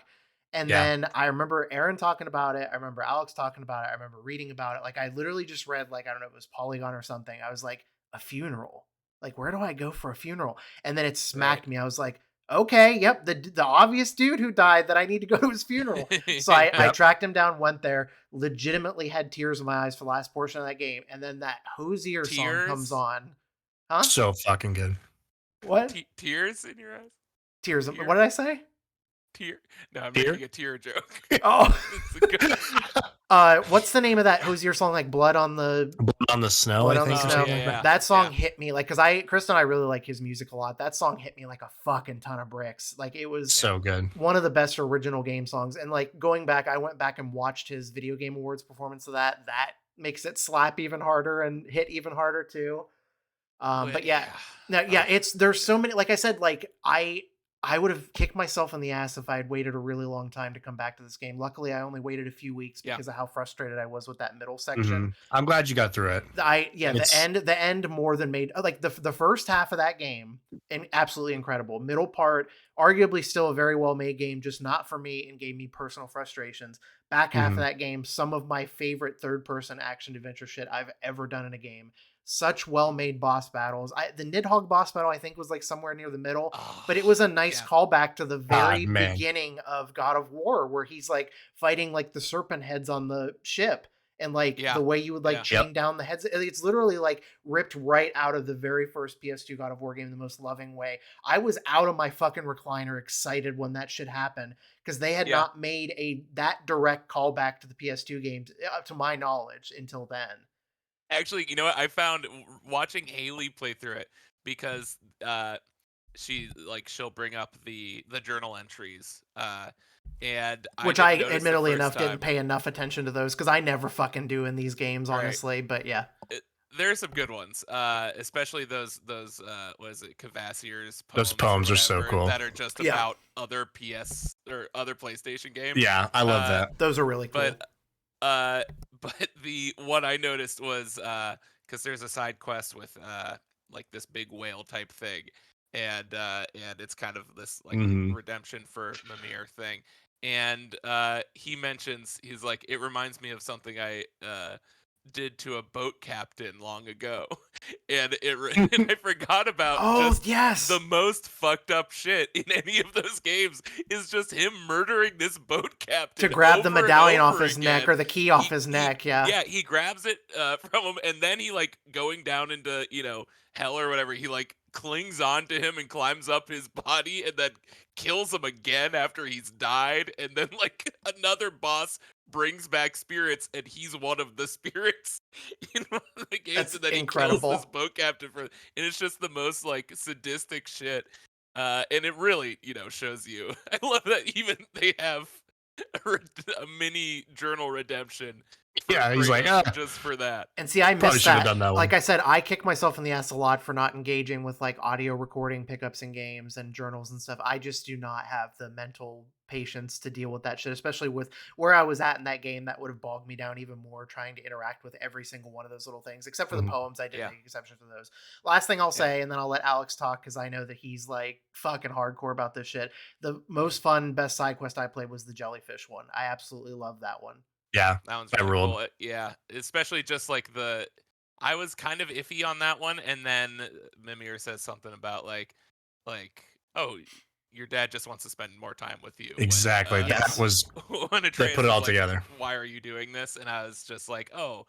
I mean, that was literally why I played those side quests, where it's just like, I just want to spend more time with these characters. Puts into perspective. It's like the only game I can think of where the guilting actually works. It's like, well, brother, we could go back, but you could spend more time with Atreus and go off and do things here. And it's like, okay, motherfucker, all right, fine. It's like, and then eventually, like, I got to the halfway point of that game. I was like, fuck off, dude. We're seeing this main quest to the end here. But it is like really, really effective. That goes back to the emotional beats of it. Like, legitimately tugs on your heartstrings enough to make you compelled enough to be like, I want Atreus and Kratos to have as much time together as possible, because Kratos could very well die at the end of this game. That's what I think a lot of people were expecting, and that felt like that's where it was going, but I knew there had to be some kind of subversion of expectations coming, and they did that in a way. Just that in, I maybe everyone else is interpreting this differently, because I have actively avoided a lot of the response online, because I've learned if I like something, don't look it up online. 100%. Everyone will 100% better off. And but my kind of interpretation of the thing where Kratos is looking at the final sort of prediction that's painted, and he finds the back of it and sees like a bunch of people bowing before him, and just that idea of like, the next kind of emotional arc, which is the thing I'm most invested in, is that going to be him actually becoming a good god that is leading people, and going from that just vengeful murder god to like, how do you be a good god and a good person that does good for the world? Like, that is such, like, it makes it. After this game, I'm like, oh, they could totally pull that off. How to be a good I trust god. him. Goosebumps just thinking about that part. That was the only thing I said that confused me about that ending, is I thought that was like a walking off into the sunset moment after Atreus set off on his own thing. And then for them to give you control walking down the side of that mountain completely, I was so fucking confused. And then you're back on that lift, and it's like, wait, what? Like, this is not like how this type of game is. Now codifying the rest of those fucking worms in the wormholes. But anyway, Alex, since we're on your list, I'll let you kind of put a bow on what you're saying. We could literally talk about God of War for the rest of this podcast, probably, because how fucking good it is. But I just love that so many of us love that game. Like, that was a really fun conversation to have about just like, it's like, I've preferred Sony the last, I'd say 5 or 6 years, and just them putting you could have told me they spent $1 billion to make God of War, and I'd have been like, yeah, probably. And if they're going to do this with it, like, please, $70, doing it. That's fine. Whatever. Like, I will sign me up for these massive games like this, where there's just so many people involved that are like top of their craft, just making every little aspect so good. So this is just a fucking banger game. Shout out to Christopher Judge too. He can have a 15-minute speech. I'm fine with it. Shout out to this is a section of the podcast where I repeat his whole Game Awards except that was so funny. Word for word. My god. And then shout out to unorthodox rabbi priest Bill Clinton. Fuck. That whole thing. Good God. What a wild thing. What a crazy. Me and Aaron and John and Ben watching that together, the Game Awards, just how we I think it was like on Thursday night, they needed to go to bed, and we were all just sitting there completely stunned by what had just happened. Here's the last award. Nothing else will happen here, certainly. Yeah, I literally did turn it off. And then Jeff Keighley, was like, what? Jeff Keighley tweeting out as soon as he leaves the stage, the person who interrupted our words has been arrested. Yeah. Oh, what a fucking insane! Incredible. That was so funny. We spent too much time on last year's podcast talking about the Game Awards, so we're not going to do that this time because really, there's not much you would miss if you didn't watch it. I guess there was some cool stuff, but the highlights were Christopher Judge's speech going on for way too long in the best way possible, and then the fucking weird kid at the end. But anyway, I love it. No. How can you forget Crime Boss Rocky City? Oh my god, is that the game with oh fuck, what's his name? There's like a million big people and it just looks like the weirdest GTA yes. shit. Okay, yeah. I forgot about it until you said that, honestly. How dare you? Ben's been silent for an hour. He's back in it. Forget Crime Boss Rocky City? All right, well, I'm going to keep it moving along because I know what Alex's number one is, and I know the conversation that's about to ensue with this one. All right. So, going into the year, I would have thought 1,000% Horizon would have been my game of the year. That was like what, if I would have predicted it, that's what I would have guessed. And then God of War was even better than Horizon. But even more than that, way back in January, the game that, like, if you talk to 8-year-old me and you're like, hey, what do you just, like, not only want a video game to be, but, like, what do you want your life to be if it could be anything? And I would have been like, I want to run around a Pokemon zone where, like, it's kind of not really inhabited, and I just, like, run around catching Pokemon and just doing that shit forever. Mm-hmm. And oh shit, is this your number one? My number one is Pokemon Legends Arceus. Yeah. Wow. What? That's not what I was expecting. Yeah, I know. I really thought God of War almost did it, but the more I thought about it, I looked at my Switch catalog. I played Arceus for 280 hours. And I was like, that should probably count for a lot. Yeah. So many things. Like I said, I've been a Pokemon fan since I was a little kid. My 8th birthday, I got a green Game Boy Color and Pokemon Blue. It might have been my 8th or 9th birthday also, but the lime green Game Boy with Pokemon Yellow, I think I got with it. I'll never forget that birthday. I was like so sick that day. And like, I remember like I threw up in the morning and it was like the worst birthday ever. Then my mom was just like slid over a Game Boy to me and I was like, oh shit. Okay, I feel better now. I'm gonna play this forever. And then you threw up on the Game Boy. Yeah, they had to buy me another one. Yeah. But like, this is like, so Scarlet and Violet had a lot of problems, but like an open world Pokemon game, I would be totally fine if, and they're not going to do this because this is clearly a spin-off game. They would never abandon like the gyms and all that stuff. Mm-hmm. If they'd made a hard pivot, like, oh, people didn't like Scarlet and Violet, let's just lean into our Legends format, I'm fucking here for it. Like, I don't think a game has ever given me as much like childhood like wonderment as this game did. Mm-hmm. Like going from like patch to patch and like finding the first new Pokemon, and it's like built-in universe. Like nobody does this. Pokemon are terrifying. You're not supposed to be like this close to them. And just the simple aspect of like walking around, seeing them out in the open like that. I know Sword and Shield had it, but just being able to literally throw a Pokeball at a Pokemon and catch it. Like that simple concept is something that I've wanted a really, really long time. And then they just did it. And like that part of it worked. And again, it's another game that technically struggles a bit. There's some pop in, there's some draw distance problems. But to me, and that's like the hot take aspect of it too, and I think Ben would probably comment on it, but it wasn't as distracting to me as Violet was. Like like Arceus definitely had its technical issues, but like I said, it's unfair for me to even compare them because I haven't played enough of Violet, but it didn't keep me from putting like 25 or 30 hours into it, you know? Like, and it's just like, if you would have told me that like stealth catching Pokemon was going to be something I was really into this year, I would have told you no. But Pokemon, but a stealth game. Yeah, and then nailed it. And then getting each different one as a form of transportation was so cool. Mm-hmm. Filling out the Pokédex and having like missions in the Pokédex for catching certain ways, doing all that stuff. Absolutely. I don't know. It's like whenever Aaron was actually the one, I have to thank you, Aaron, for talking me into playing it, and you like actually like made me sit down at your place, put the controller in my hands, like you need to actually play this. Because it, like, the way that game looks, like it doesn't look like a Pokemon game, it doesn't look like it feels like a Pokemon game to play.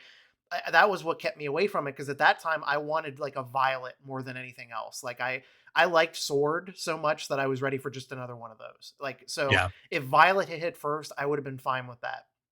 But Arceus was such a pleasant surprise for me actually playing it and figuring out how much I really love playing it. Like I really, really want to go back to it. Like the more and more we talk about it, and like I said, it's like most of the games, like 90% of the games on my honorable mentions are not games that I didn't like. It's I have ADHD and really bad mental health symptoms that keep me from finishing games a lot of the time.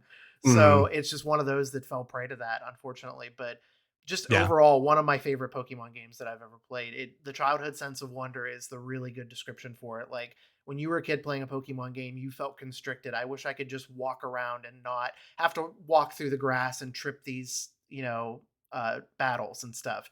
This just takes it to a whole new level, and it brings like that level of fear, like you said, when you run into the ones. I don't know if they have a name for them, the big ones with the glowing red eyes. Yeah, they fucking kick your ass, man. Like if you're not, like you might think you're ready for it. But the first time, like the fact that you can run away from them too, and you're not necessarily stuck in that battle too. Just everything about it it really caught me off guard. Like it's surprising that it's not higher on my list. It's just that my ones above it were so concrete.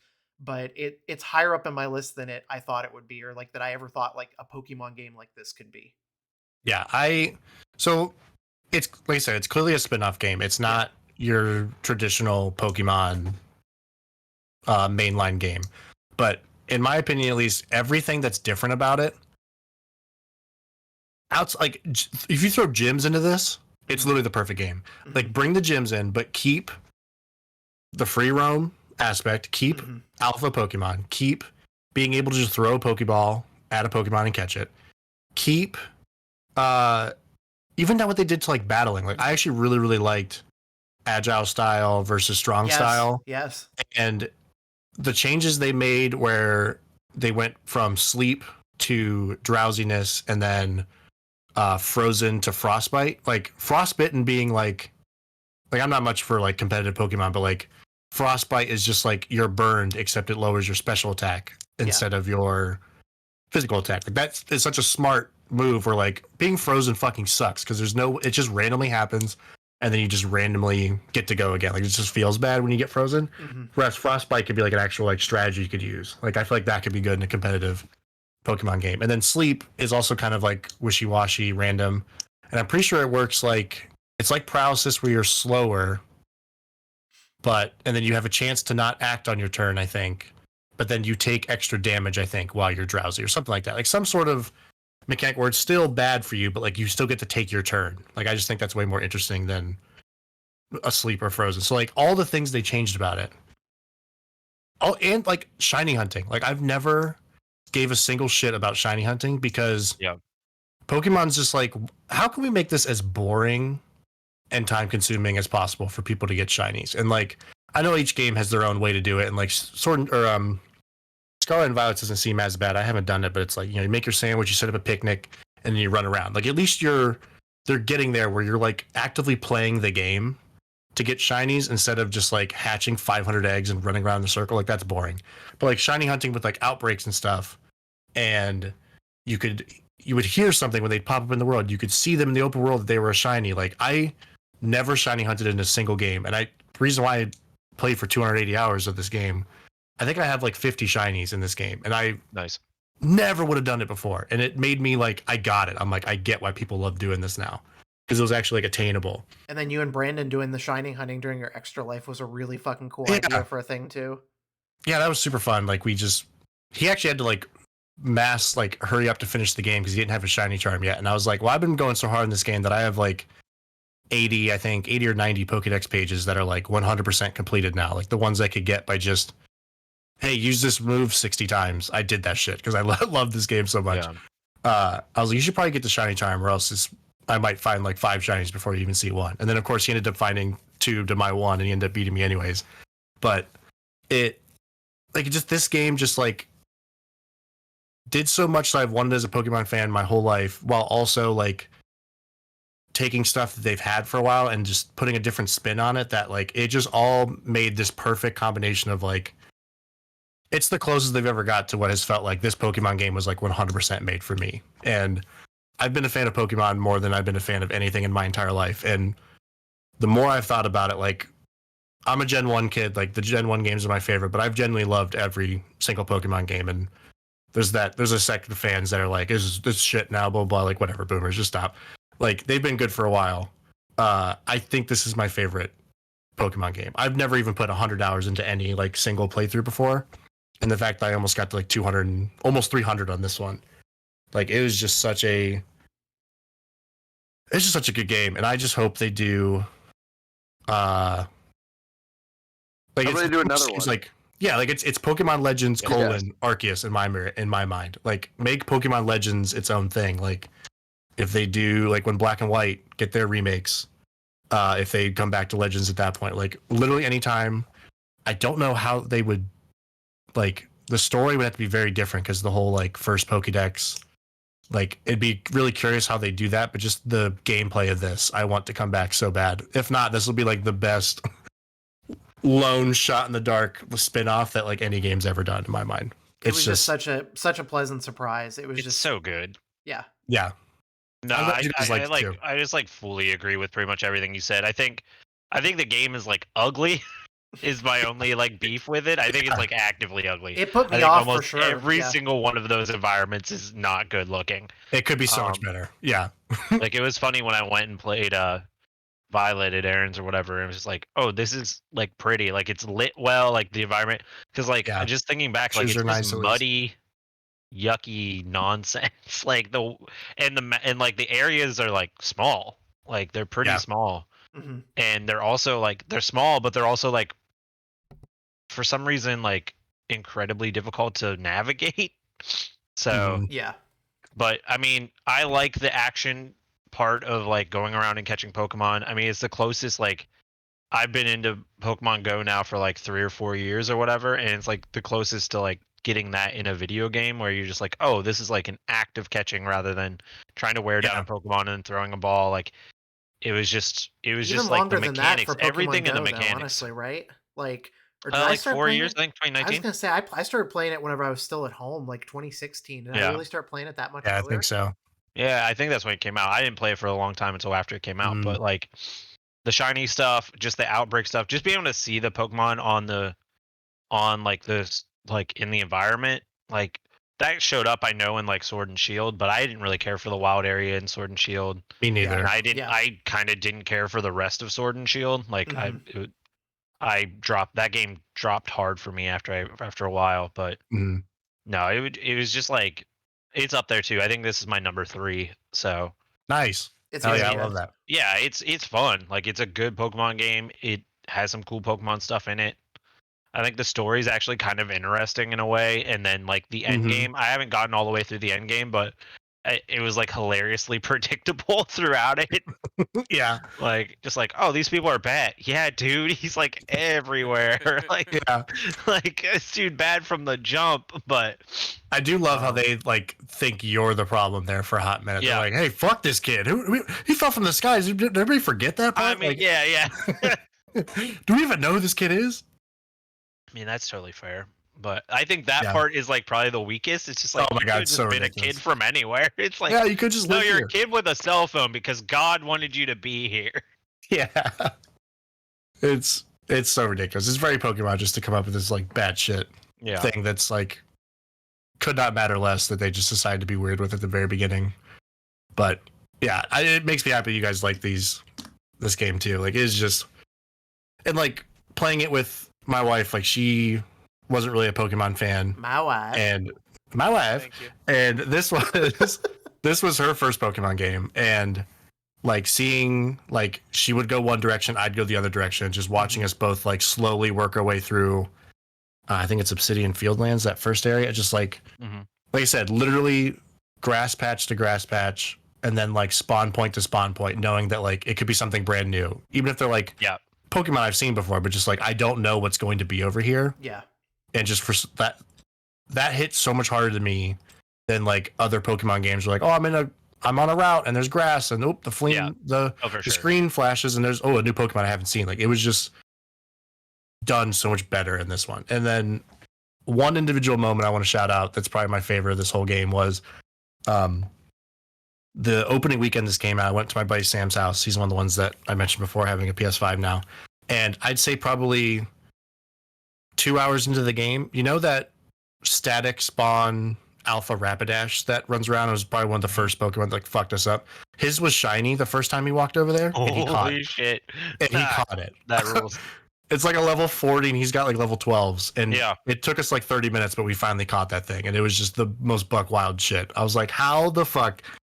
Because like he plays Pokemon, but I was like, that was literally like a 1 in like 4,000 chance that just happened. Yeah. And he was like, oh my God. It was so cool. Like, not just that he did it, not that he just was able to catch it, but that it was a shiny on top of that. Insane. The first time he walked over there. It's really funny you brought up the thing with you and Tiff, because like it's the exact opposite for me and Christa. Like I've tried so hard to get her invested in like the mainline Pokemon games. I've like sat her down. I tried to make her play like Sword with me. I've tried to get her to play like a little bit of Violet and tried to get her to play Arceus. It's the opposite. Like she bugs me to play Pokemon Go with her in the way that I bug her to play like these with me. I fell off Pokemon Go really hard this year just because I got so behind on my research stuff and just wasn't super interested in it. But shout out to Ben for getting me a little bit back into it. Like he was like, "Oh, you need to catch a bunch for me again so we can trade." And hilariously enough, we forgot to trade whenever he was back in Ohio. But it's little things like that that can spark interest in Pokemon. Is like, especially in Pokemon Go, is like, oh, there's a community day. Even if I just sit at home, I have a chance to catch a couple shinies. And sure enough, I did catch like 2 or 3 of them. And then sitting there and catching enough of them to get enough candies to evolve to get like see what all the shinies look like for the evolution of like Chespin, which is what it was last weekend for the community day. But don't want to go off on a tangent about Pokemon Go necessarily.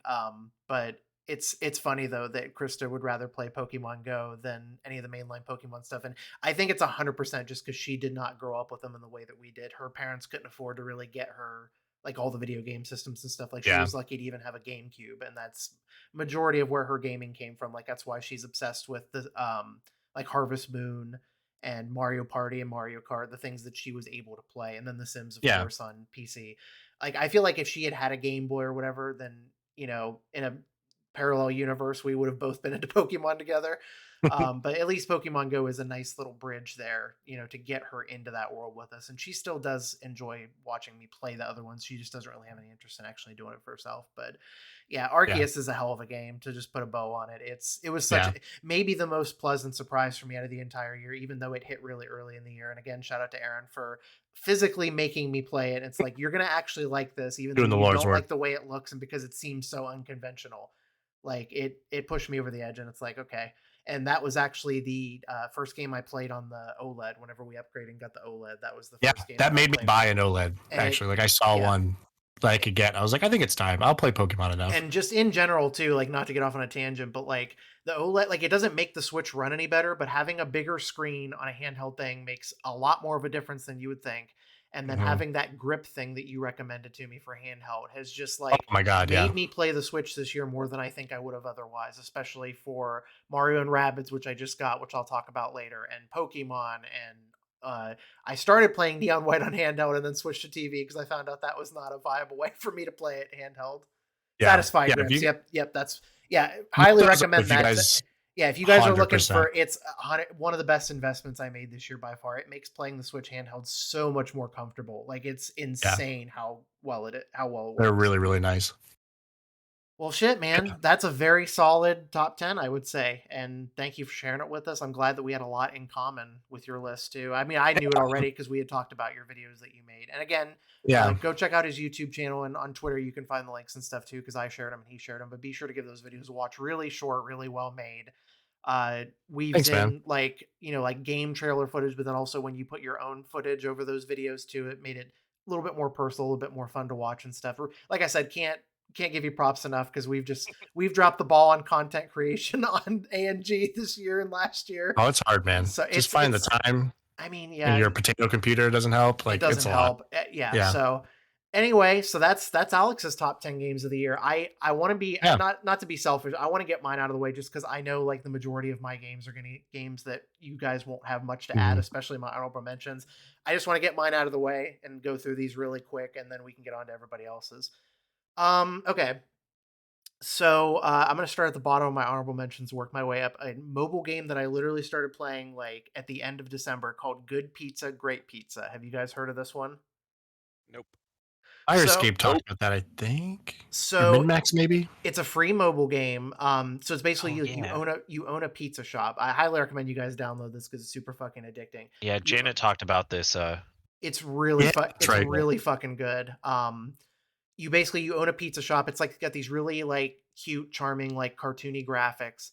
And you basically like make pizzas, and it's kind of timed, like you have like a meter that goes down based on like customer happiness. But so at least so far I've played like a good like 5 or 6 hours of it. It hasn't gotten super stressful, which I can really appreciate, because like there's other games like Cook Serve Delicious and other food making games that like you're really fucking pressed for time, and it can really stress you out. This seems like not quite the anti version of that, because it can be stressful if you start to really slow down. But basically, like, you just make pizzas for people, and there's kind of a puzzle element to it too, where they'll just say like a word bubble will pop up with their order, and it'll just say mushroom. And like the first time they say that, it's like, okay, do you want to like pepper? Do you want like a sauce cheese pizza with just mushrooms? And then there might be a funny twist where it's like, no, I just wanted like pita bread with mushrooms on it, basically. And then it unlocks that recipe in your thing, so you know what people mean when they come in and say that next time. Like, and then people just have like ridiculous funny requests like, I want a pepperoni and cheese pizza, but I only want 2 slices. So then you have to go through the act of just slicing it down the middle and making 2 giant slices. But it's just fun. It's really cute, charming mobile game. The next one, Ben, I'm sure you'll be able to chime in on this. Warzone 2.0 and DMZ. The reason why they are honorable mentions for me is because I think Warzone 2.0 is a kind of well-made game and the map is really good, but I really struggled to enjoy that game since it came out in October. We haven't won a game yet, which I think is the longest we've ever gone with a battle royale. The game has so many fucking problems, so many glitches. It's very, very fucking difficult. You get killed so fast. But DMZ, on the other hand, I found an appreciation for it in the last month or so, more so than I did when it first came out. Like, I'm going to actively now play more of it with Ben and his friends in this other Discord that we have. So DMZ is I guess, Ben, you just take the reins on this one. DMZ is my number? Where did I end up putting it at? Because I was moving some stuff around.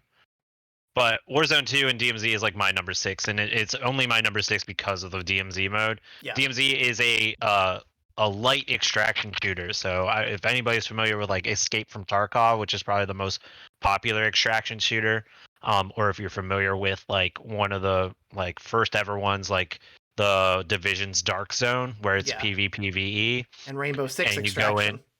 Well, yeah, but this is like extraction in a way, but not quite. Not quite. Rainbow like Six that, extraction is like, I don't know how that's a different type of extraction shooter. But like your Dark Zones or your Escape from Tarkovs is where you have a kit that you take into a game, and you can lose that kit, right? Like you can lose that stuff, and you're trying to pick up new kit while you're in there, and you have different missions while you're in there. And DMZ is like baby's first Tarkov. And since I've been playing it, I've been like watching some Tarkov content here and there, and like kind of figuring out what that game is. And DMZ is like almost like a whole cloth like rip off of that game, but just like, oh, what if we made this a little bit less complicated and less like armified, essentially, because it's not, it's not your attachments, it's not your all that stuff. Like, you bring in a gun, you can pick up other guns from inside of it, you're doing these little missions and these quests, and it's all based around the economy that like Warzone as a battle royale really like popularized. There are some BRs that like had that as their conceit before, but Warzone was really the one that brought in like money and an economy and buy stations and stuff like that. And so they take that and flip it just a little bit to become this extraction shooter, and it's just tense. Like and you feel like basically like you lose a battle in the BR and it's kind of game over for you. You get a little bit of a chance to come back, but every battle in BR is like probably one of the most tense because you're playing against other players. Whereas in DMZ, you're playing against AI and players. And so you feel like you can contribute a little bit more. There's like active goals you're kind of pushing towards in DMZ when you come in, rather than just like your daily quest that you get from playing BR. And you're not just like trying to survive this one thing. You also don't have a ton, like you have time pressure, but you don't have like real estate pressure with like a BR circle that's closing, And so it's just, I just like it. It's like it can be chill, it can be really fun with friends because you're all kind of working towards the same objectives. Yeah. And then it gets like wicked tense right at the end because you call down the helicopter and you're like, well, let's see if we can make it to the helicopter. Let's see, it takes about a minute to get there. and then you have to get on it, and then you have about 10-15 seconds of like where you're just kind of sitting there. You're hoping nobody rolls up on you and kills you, like players roll up and kill you and take your stuff. Or you can be like you can be the guy who goes out and kills players. And there's a real like open space, like possibility space is kind of like the words they use in like game design, which is a lot different than in Warzone, like in the BR, because the possibility space is you go somewhere, you find players, you kill them, or you go somewhere and you're in an AI like small zone and you have to murk this AI. And so like for the actual BR, and I think Josh would agree with me, there's been some like good changes, but the bad changes outweigh some of the yes, 100%. the good changes. Yes. I think the map is probably just as good as Verdansk, which was the first map in Warzone 1. A million times better than Caldera, which is where Warzone left off before 2.0. Yeah. It's like, it's exceptionally better than the second map for Warzone 1. Except for the building interiors, which are ass. I think, well, I don't think they're ass. I think there's just too many of them, right? Like, I think they're actually kind of interesting, but the fact that you have to memorize so many blueprints makes it really difficult. It's just the reason why I think they're ass because they're confusing, and we've been playing for hours and hours and hours and hours, and we still really don't. In a way, it's cool that the map is so big that we don't have it memorized, but like a lot of gunfights that I lose in buildings are because the buildings are confusing to navigate. And definitely, it's like super fucking confusing and frustrating when that happens. But anyway, I'm sure you'll talk more about DMZ when we get to it on your list. The reason why it's only an honorable mention for Warzone is just because like I think we enjoyed the first Warzone a lot more, especially Verdansk was so much fun. Having that game come out of nowhere during COVID and we spent most of that year playing it was a huge thing. This just hasn't landed for us yet. And we're still in pursuit. Like we're still hungry for that first win and like the way you are. Oh, yeah. But, and I don't know if you saw this on Twitter earlier today, but like they've lost a lot more players on Warzone already than they thought they were going to. So I'm hoping that, so like I'm hoping this like kicks them into the ass to actually make some meaningful changes. But anyway, with DMZ, I think the thing for me is when we first started playing it together, we were all kind of just like bumblefucking our way through it together, not really knowing what to do. And now I think the reason why I appreciate it more is playing with you and Brandon and Chaz. You guys were kind of guiding me through it, and there were way more highs than lows when we played last night, all those sessions. So like it's a balance of highs and lows with DMZ and Warzone. I think the lows in Warzone have been way worse than the lows in DMZ. I actually am really looking forward to playing more DMZ with you guys for sure. And in a perfect world, if I had been playing DMZ with you guys all the way from October until now, it actually probably could have slipped into my top 10 if I could have been having positive moments like this over and over again. I mean, like for example, I really don't even know Brandon and Chaz that well from Ben's friend group in this other Discord. I mean, I played a game with them after Ben got off last night, which like, I can't say I've done that with too many other people in my life, but I mean, they're good people and stuff, but like that's where I'm at with that game currently is I would play it with just about anybody that's friendly and willing to help me understand it and stuff. But anyway, long story short, hopefully Warzone 2 gets better. Looking forward to playing more of DMZ. I will talk more about Call of Duty Modern Warfare 2 proper more once we get further to my list here. Quick shout out to Rocket League. Obviously didn't come out this year. Still one of the strongest ongoing games in my opinion. Still very, very fun to play and pick up no matter when or where. I had a phase towards the end of summer, like August, September, where I was playing it on every single break during work since I work from home, if you guys didn't know that already. And by guys, I don't mean friends, I mean listeners. So I was just like playing 1 or 2 matches on my break, and it was just so satisfying, especially those midday lobbies when you just get these clueless dipshits, and it's like, okay, this is like the drip feeding of this game that I would like is getting some really good satisfying wins before I have to go back to work. But just shout out to them for continually making cool, interesting changes. For October, they put in some really cool horror movie stuff. They added like a goal explosion that has Jigsaw from the Saw movies on it. That's really fucking cool. They added the Halloween and Trick or Treat theme songs as like goal explosion songs that play. And then I don't know if you guys watch the Lo-Fi Girl on YouTube, like the girl sitting there. It's like an animated anime thing, and she has like a sleeping cat there. They did like a whole event, and that got me back into Rocket League, and it made me play for a few weeks to unlock all that stuff. Forgot about that. And I came up short on the car skin because I just couldn't get assists to save my life. Like it's harder than you think to like try to pursue getting assists, whatever you like are trying to get them. But I got the really cool wheels. I got the sleeping cat like topper for the car, which I'm gonna keep on there forever probably. So anyway, short and sweet. Rocket League rules. Yeah, it's just so good. Quick shout out to Evil West. I need to play more of it, but as soon as Dan Riker described it as a very dewy game that feels like it could have fit right in on the Xbox 360 area, that's exactly what it is. just running around in like a Western setting, shooting motherfuckers, and just like kind of like in a God of War way, like whipping dudes around through the air and stuff with your melee attacks. Really cool graphics too. Like in some points it like gets kind of shitty looking. There was like this one area where it was like everything was nonstop on fire and the frame rate was starting to chug a little bit. It definitely seems like a low budget 360 era game, but if it was made now with like some modern twists on it, feels really good and fun to play. I'm gonna get back to more of that eventually. The next one's kind of interesting for me. So Sonic Frontiers is an honorable mention for me this year. Less than a month after that game came out, it went on sale for $30, which for most people would be a red flag because it's like, this game just came out. Why is it half off already? And me being the giant, unapologetically huge fan of the Sonic games that I am, I was like, this is my chance. I need to see what the fuck this game is. I cannot sit here and tell you that this game is good. I cannot sit here and tell you that this game does anything particularly super interesting, but it's fun to play. It's interesting enough to want to keep going with it, and I think it was worth the $30 at least for me. It's an open world Sonic game, and it almost looks like it'd be set in like the world of Nier or some shit, like the way it's like, you know what I mean? It's the like graphic clash of like Sonic versus that world is still so funny to me. But I also thought about grabbing it when it was on sale. It's one of those things. It's like you really do have to play it to get an idea of how it feels. It's really weird to slow down a Sonic game the way this is, because there's so many points where, like, obviously in like a mainline Sonic game, it's very linear in 2D and you don't stop moving fast ever. In this one, you are moving pretty slow a lot, and there's also no Sonic music. A lot of times there's no music at all when you're in the open world, which is a really weird choice for this game. Definitely still getting a feel for it, but there's like little challenges that you can do, like try to get to the highest point of this toppest thing that you can and unlock a thing. It's just, I'm not going to put too much more time into talking about it, but I'm looking forward to playing that. Ben might be able to chime in a little bit on this next one. Super Kiwi 64. That was a fun little game on the Switch that was like, how much did that cost? It was like $7 or something. I think it's like $4. Or like $4.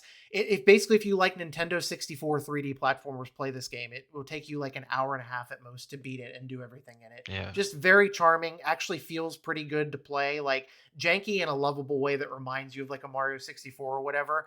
But like you just play as like this little kiwi bird and you just run around and collect gems and solve little puzzles that aren't too, don't take up a lot of mental space to solve them. You can use your little, you can just like peck your way up walls, basically like traverse your way around and stuff.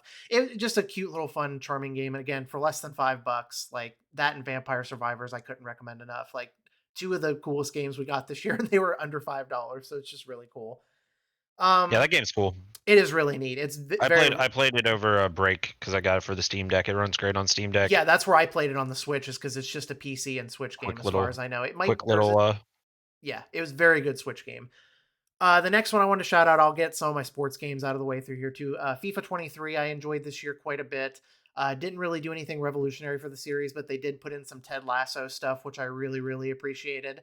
They also put in some stuff from Wrexham, which from the TV show Welcome to Wrexham, which we will be talking about from my list later. You can actually play as Wrexham in the game now, which is really cool. The bummer about the Ted Lasso stuff, though, is that they attached it to the FIFA Ultimate Team stuff. So you can't just play as Ted Lasso's team. You have to attach those skins to your Ultimate Team. And since I'm not like willing to dump $1,000 into Ultimate Team, there's not much use for me to use those skins. But they do have those offline games you can play now to grind Ultimate Team, and I've been doing that just to see the Big Believe, that he has up in the locker room in Ted Lasso. That's like a giant banner you can have in the stadium. It has the exact uniforms, like the home and away uniforms from Ted Lasso. But yeah, FIFA 23 is just a fun. I get FIFA every year, just like I'm gonna get Madden every year, because I'm fucking stupid. But I just love sports games, and FIFA this year was a pretty solid entry. Same with Madden. Alex will probably agree with me. I mean, you play Madden in a different way. Like you waited like how many years in between getting them? Yeah, it was like 5 years since last time I bought one. And so naturally, it was going to be impressive and better to you as opposed to somebody like me that plays them every year. But it did feel like a really solid year. I had fun doing seasons with both my favorite teams, the Rams and the Bengals. I played through seasons multiple times with both teams. And then had fun doing the Be a Superstar mode or whatever it's called, or no, Face of the Franchise is what it's called. Like I made my quarterback and did all that stuff. But anyway, not solid year for FIFA and Madden, I'd say. Shout out to Horizon Forbidden West, again, a game that I need to play more of. Really, really enjoyed it, but just fell off of it because of my dumb brain and attention span. Ben, I wanted to shout out Grounded really quick, a game that we played some of, and we that looks so cool. We enjoyed that quite a bit. So if you don't know the premise, it's just Honey, I Shrunk the Kids, basically. But looks very cool concept. Game. Yeah, very cool concept. We played it when it was in beta. It's a Game Pass game too, so if you have Game Pass, nothing to lose there. Just a survival game. It was kind of frustrating to play during the beta, but once this like 1.0 came out or whatever, we enjoyed the time we'd put in it. I'd safe to say. Ben, do you have anything you wanted to add about Grounded? Nah, it's cool. It's cool. Yeah, and then my favorite memory of it. I had a good time with it. We fell off of it real fast, and because it gets a little difficult, honestly. It got really like as soon as you run into spiders, the game goes downhill. Which, if you think about it, if you were on the level of a spider would fuck your day up real easily. So that's the realistic aspect of it, I guess. My favorite memory so far, though, from that game was when I was looking through the achievements. There was a very rare one about like building a mini basketball hoop and throwing a rock pebble through it to score a shot. And it had such a low thing. I was like, this has got to be super hard to do. And Ben and I like fucked around with it for like 20 minutes until I finally got it. So stupidly enough, one of my most satisfying gaming moments of the year was being able to pull that off. You can't, like, naturally, it's not a fucking basketball game. You had to find the exact right angle to toss a stone up in the air to go through the hoop. And you had to do it from, like, it wasn't even just, like, make the, like, basket. You had to do it from a certain distance. And there's no distance indicator, really. So that was just, like, a fun little goofy thing we did in that. Alex, I did want to shout out Nintendo Switch Sports, just because neither one of us put as much time into that as we could. But I did have fun coming over and playing that with me and Christa and you and Tiff. That was fun. Definitely gonna be one of those games that's like we're gonna have it in our collection forever, and it's a fun party game for sure. But it's worth having. It's worth having, for sure, but it's not nearly on the level as the first like Wii Sports or anything, I don't think, or even like the Wii Sports Resort. Did you check out golf? Because I have not yet. I haven't. I really want to. But it's out now. Yeah. And then just in general, it just doesn't. The online is really cool. The first like month that I had it, I did find myself like on my breaks for work. It was a perfect game, like the bowling, to play it online against people sometimes. That was like a fun little thing. Overall, though, just a really bare bones experience, especially for the price. The soccer mode felt really weird to play, even with like the leg strap thing that it came with. But for me alone, I hyped it up on the Wii bowling aspect alone, and it did deliver on that. That is still very fun, but all the other modes are kind of lacking, honestly. Like the tennis is fun, but it's a little bit fucky with the hit detection as usual. But yeah, it was number 16 on my top 20. Like I liked it, but I played it for maybe 2 hours. It's like, oh, this is a cool novel. Like they did it, but it's worse than what the Wii had 15 years ago. That was a free pack-in game. So it's like, well, it's definitely a step back, but for sure, it's fun enough. Another game I need to finish that we already talked about earlier is Stray. Really like the way that it feels to play as the cat. I got the trophy where you just need to lay by the guy and sleep for an hour, and so I did that while the guy played guitar. So I did it after I got all of his sheet music. So that was a really cute moment. I definitely took a video of that and put it on Twitter the day that I did that. That was a fun little thing. Overall, I just like. There's little frustrating moments throughout games that make me drop off of them sometimes. And it's definitely a me problem, because you were able to finish the game really quickly and enjoy it. A lot of people were. And that's something I got to work on and get better about, is like, instead of getting frustrated with something and just like dropping off of it immediately, I need to like not bang my head against it, but just try to dedicate a little bit more time to getting better at that. Like, I don't know. It's a personal issue for sure, but it's something I'm going to try to work on getting better at. It's mostly just because like I wouldn't call myself a casual gamer at this point in my life, but I don't really like hard games. And so like when I go into a game expecting a casual experience and it ends up being like surprisingly frustrating, that really gets me. And it can throw you off. So anyway, so that's Stray. Ben will probably want to talk about this one. Death Stranding Director's Cut. I don't know if he played the director's cut or just Death Stranding. That's a game that I thought I was never going to like, but the only Metal Gear Solid game that I've ever played to almost completion was Phantom Pain, Metal Gear Solid 5. And this game reminded me of the cool aspects of that. And I didn't finish Death Stranding by any means. I still have a shit ton of it left. But that game's story is fucking bonkers. And I desperately want to know how that game ends because it's just so batshit crazy. But it's a very interesting game. I had a lot of fun with the time that I did put into it. I don't know how much more time I'll realistically put into it, but it was really fun having Ben come over the one time, watching him interact with it and get more into the building and infrastructure stuff than I was getting into with it. Obviously, there's frustrations with that game. You're carrying a giant stack of packages on your back, and the way Kojima made the game was if you take one slight misstep, you're falling in the fucking tar and getting covered in it and getting these packages damaged and stuff. You just gotta balance your pack better, buddy. Hey, Ben, again, it's a me problem, buddy. So yeah, if you want to talk about that, you can go ahead. But it's a really neat game. It's like a lot more. It's definitely not a me game by any means. Like it's not one I don't think I would finish, but I enjoyed it a lot more than I thought I would. And the only reason I played it is because it ended up being a PlayStation Plus game. I played it on Game Pass, so I don't think it was the director's cut. Whatever director's cut. I played a good amount of it, and then just kind of fell off of it. But yeah, I got way into the if you build it, they will come type of stuff. Like just like building up the roads and stuff and making it way easier for me to transport stuff between different places. Yeah. I got kind of into the combat too, like taking on the little bandit camps and stuff. Mm-hmm. I thought that was pretty fun with like your little bolo gun. Yeah. Because it's pretty sick. That's a pretty sick weapon. And so the communication stuff was cool too, like building stuff for other players to find, and then you finding other players' hints and stuff too. It's a very neat game. It's just like it's really hard to pick up on. Like I probably played like, I don't know, like 20 hours or less of it, and I still feel like I could probably put another 50 into it and maybe still not comprehend everything fully in it. Easy game to learn, but hard to master, I'd say. But yeah, I don't know. I enjoy what I played of it. That's why it's an honorable mention. The next one, I don't know if anybody else played it. Kirby and the Forgotten Land on Switch. Very solid, cutesy little 3D Josh out here doing a top 20 and just hiding it. Yeah, I told you. Hey, I opened up the podcast saying my honorable mentions was really long. That's why I said I wanted to get it out of the way. I'm sorry, guys. I feel bad now.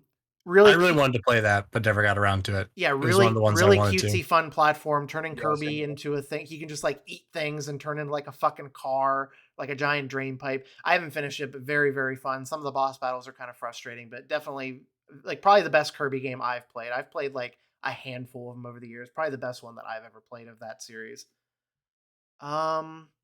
Next couple ones I'll go through really quick. 2 Teenage Mutant Ninja Turtles games that were really good came out this year. The Cowabunga Collection and Shredder's Revenge. Shredder's Revenge was basically just a modern take on like Turtles in Time was really good. Let's make a modern one of those. That's basically just what it was. Yeah. And then Alex and I enjoyed playing actually through like half of like Turtles in Time together on my Extra Life. So yeah, that was cool. Looking forward to diving back into that and playing a lot of those. I didn't get to play a lot of those other TMNT games growing up. So excited to go back into those. Tiny Tina's Wonderlands is another honorable mention for me. Just need to play it more with Alex. Pokemon Violet, Cult of the Lamb, other honorable mentions. Man, honorable mentions. Those big honorable mentions. I'm glad you said it because I was about to mute myself to laugh. Honorable mentions, y'all. Honorable mentions. Okay, so my last two. Sorry to go on. Ben's making me feel self-conscious about this now. My last two honorable mentions are Lumberjack and Strange Horticulture. So Lumberjack, I highly recommend on the Switch. It's like $12 or less. It's basically like a very minor puzzle game where you run around as like a lumberjack that's a bear, as you might surmise from the title. And basically it's just about chopping things up into different sizes. So it's like, in order to progress, you have to chop up everything in sight as much as you can, and you can't progress until you've done that. It's kind of like, it's a weird comparison to make. It's kind of like Katamari, like the Katamari games, like you roll to get bigger and bigger and bigger. This one, you're like chopping things into finer and finer pieces to get through the level. And then sometimes you'll be like, oh, okay, like I have to chop this thing in half a certain way to make it a certain size or whatever to like cross this thing or whatever. But very short game. I think I beat it in like 2 hours or less. Again, it's like another one of those super Kiwi kind of short experiences. And then Strange Horticulture, I started playing this because it was on sale on Steam and I heard Mary Kish talking about it on the Firescape cast. Started playing it on my MacBook because it's one of those rare games that you can run on Steam on a MacBook. And it's just like you just use a mouse to like scroll around and click on stuff. Really cool, like plant-based mystery game where like you inherit like this plant shop and you're like learning how different plants look and how they act and like their qualities. And it's like a puzzle game. It's getting really, really obtuse right now, so I'm gonna have to try to power through it.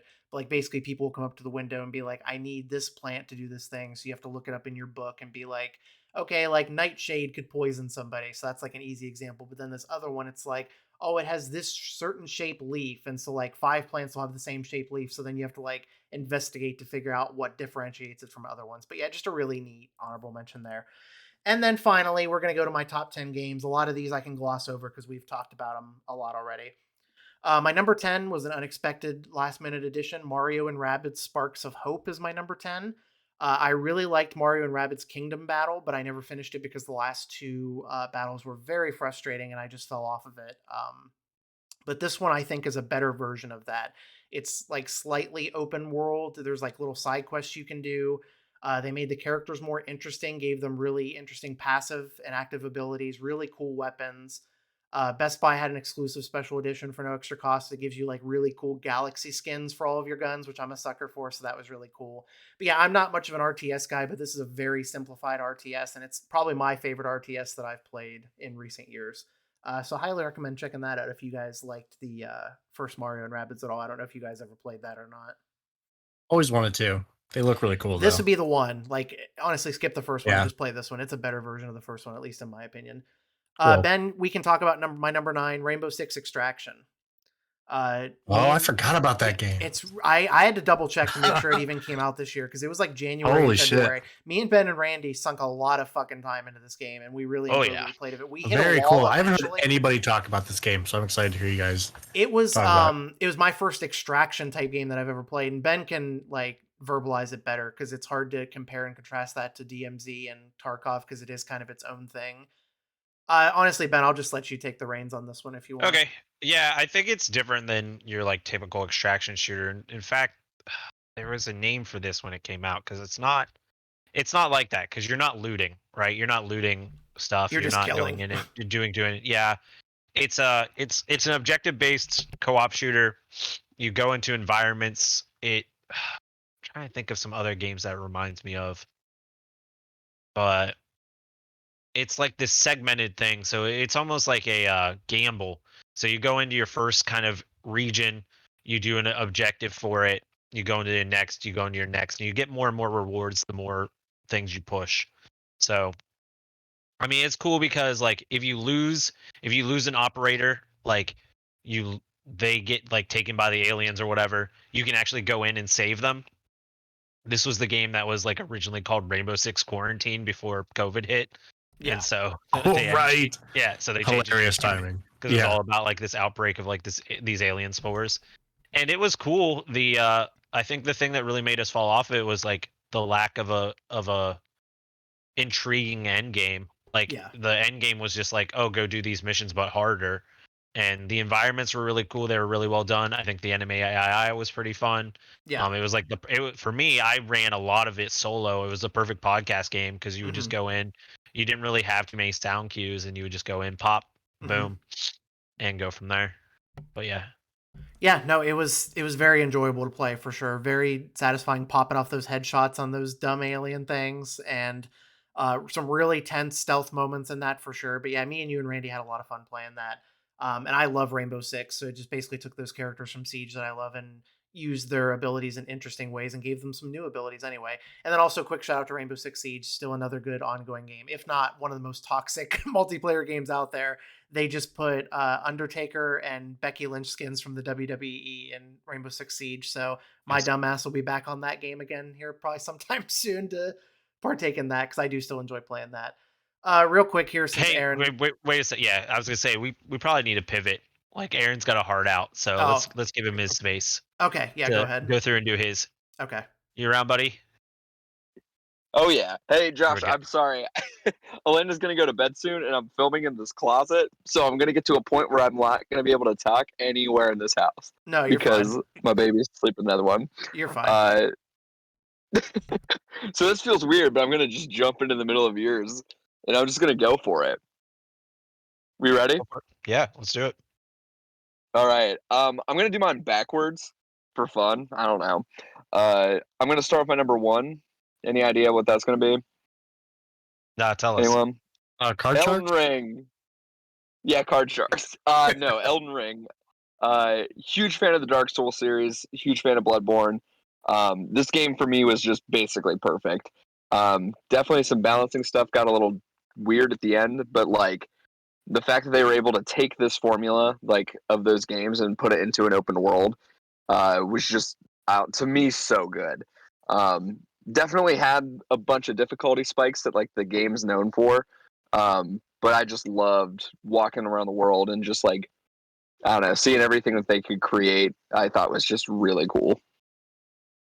Number 2, my God of War Ragnarok. Everything we said before still stands true. Love Christopher Judge. Been a big fan of him for a while. Watched him back whenever he was doing Stargate SG-1. So definitely, like, as I was playing that game, like his performance as Kratos, which kind of disappears in the background of everybody else, but like just phenomenal. I thought. I guess that's probably not true because he won awards, but I don't know. Just so good in both of those games. Number 3, Pokemon Arceus, definitely like everything we said before. Blast to play. Number 4, and I'm not going to spend too long talking about this, but Pokemon Scarlet. We talked a lot about it before, but like I really truly believe had they had the time to like devote to this game, that it would have been the best Pokemon game. Like I feel like it would have like gone down in history as like the game that like kind of changed up the series in a way. And I'm hoping that like they learn from it and that like moving forward they kind of take that idea and do some really cool stuff with it. Number 5 is Jetpack Joyride 2, a mobile game which I had a blast with. Definitely like am excited to see like as they do updates what they're going to do with it. But being a big fan of the original one, I had a lot of fun with this one. Number 6, Resident Evil 2. Kind of an unfair one, but they did an update for the PS5 and made it run even better than what it already ran. Totally a blast to play. Number 7, Shovel Knight Dig. Again, another mobile game. Kind of played more of those this year than I've ever had in my entire life. But had a lot of fun with it. Definitely like really like Yacht Club gaming and like the games that they make, and I don't know, like the Shovel Knight IP. So I had a blast with that. The goal with this was to create a list with 10 games. So my number 8 is Call of Duty Warzone 2, which I played for a total of maybe an hour and a half. Yep. My number 9, this one's going to be really fun. My number 9 is the Callisto Protocol, a game that I actually never played, but played with Josh, or watched Josh play for a total of probably 45 minutes, and probably haven't laughed harder at a game than maybe anything. That's what they're going year. for, I think. Yeah, it's a comedy game. Big comedy, yeah. Definitely watching it, I was like, I'm never, ever, ever gonna play this game. But like, just so many baffling moments watching Josh play that game, and I was like, why did they do this? Why did they make this game pretty much the only game that's ever made me regret switching to digital only, because I would have taken that to GameStop that day to trade it back in. I fucking hate that game. It's bad. Guys, if you ever, Josh, I don't know if like that video still exists, but like you guys should go back and watch it if it does, because it gets to a point where like Josh is stuck in this room and you cannot tell for the life of you what you're supposed to do. Like he's like walking around, I'm Googling it, and we finally figure out like you're supposed to get on this crate that doesn't even look like you can climb up it. It's not marked like anything else in the game that can be climbable. No, they just want you to assume you can climb it. And then Josh climbs it, and then just immediately gets killed by like these massive enemies that are like a pain in the ass to try to fight. Just absolutely I'm glad this game made it onto someone's list, because my list of the year of most disappointing games of the last 10 years, this is probably number 1 for me. From the creator of Dead Space, one of my favorite games of all time, you create this fucking piece of shit. And then my number 10 is a game that did not come out this year, which is Dark Souls 1, which became the only game I could play when I was home on paternity leave, where my daughter would sleep while I could actually hold a controller and play.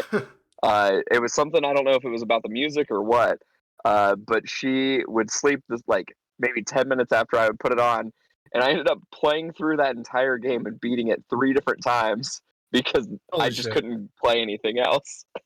So that's it. That's my top 10. That's a wrap, baby. Hell Josh, yeah. go for it. Number 8. Aaron, thanks for being here, buddy. I really appreciate it. Sorry that my honorable mentions went on for so long. I wasn't expecting to talk about all of them for that long.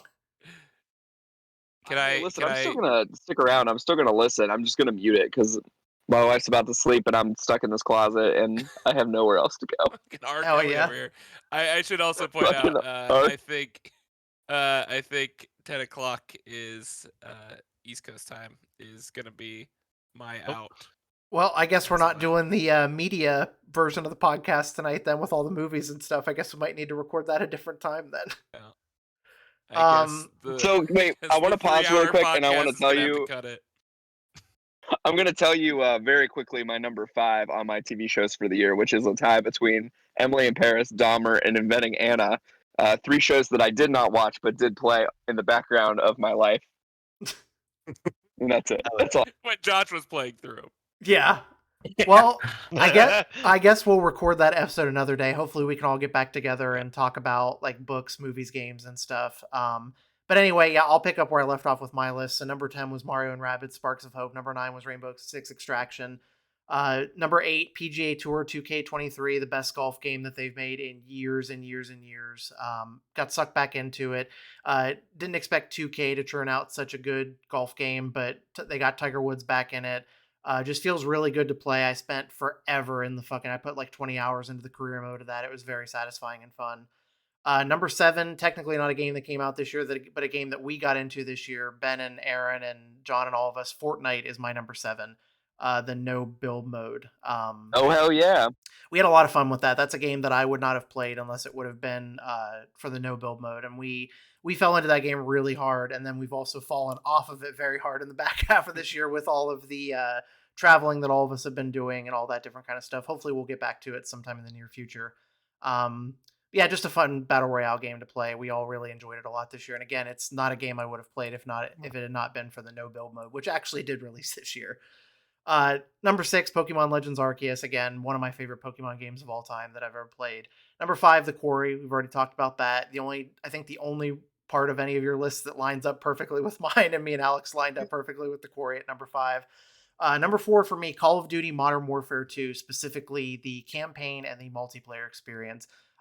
Quickly become one of my favorite Call of Duties that I've ever played. The campaign was like the exact bounce back that they needed for an interesting and fun campaign to play. Randy, one of my other friends who's not really he plays Warzone and stuff with us, but he doesn't play a ton of video games anymore. He actually played through all the Call of Duty campaign on my recommendation. He really liked it a lot. So I was happy to have somebody to talk to about it. And then the multiplayer, I've been playing the multiplayer like every single weekend since it's come out. I really like it. It feels good to play. Yeah, I just really like everything about it.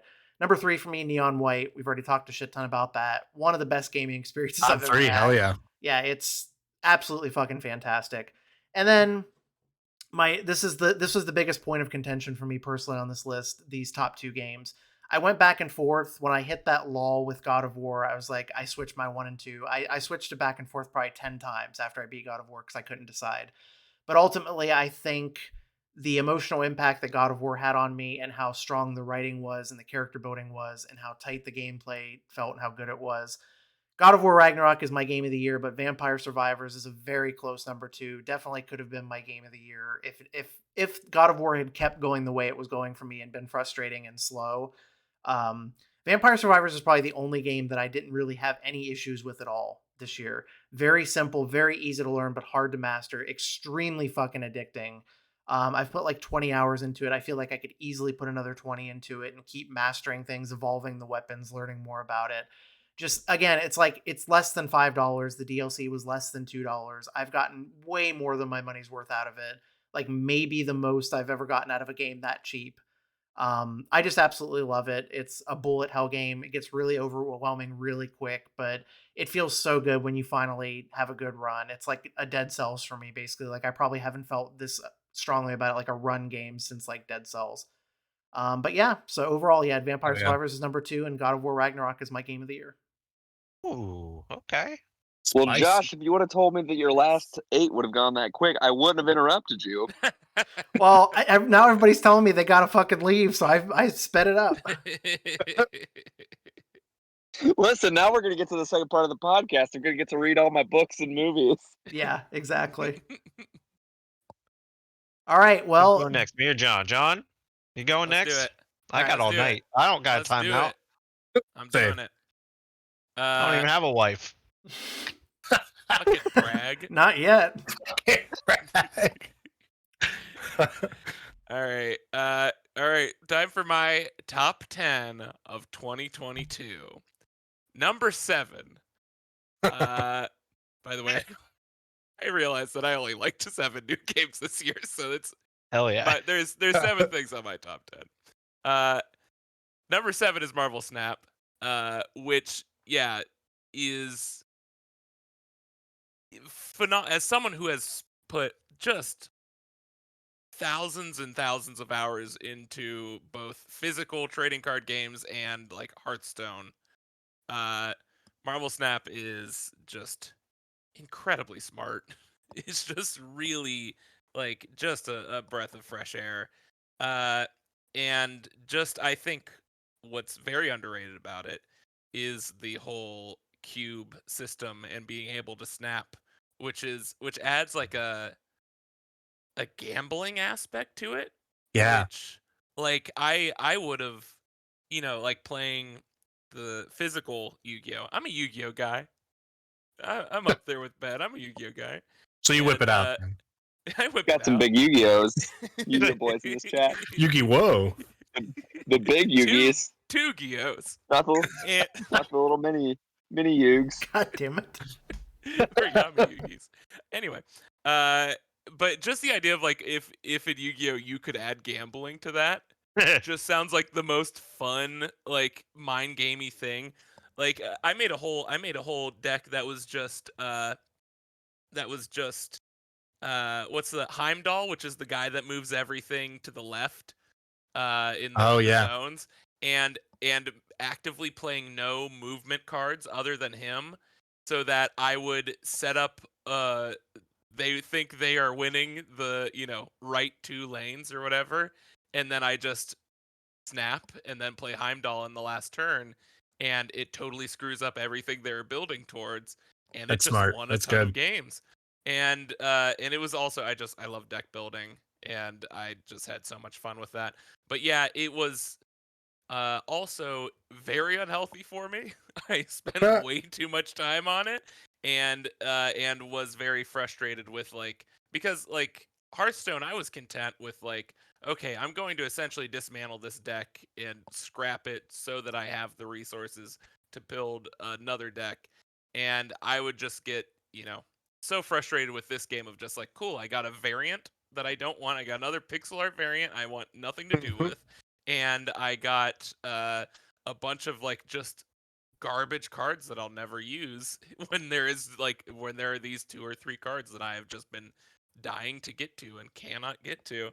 But yeah, that game's smart. It's a smart game. It's good. Number 6, Stray. I still haven't finished it, but I like what I've played, and it's I think Alex, you made a really good point of just problem is just it's been winning so many awards, and it's crazy.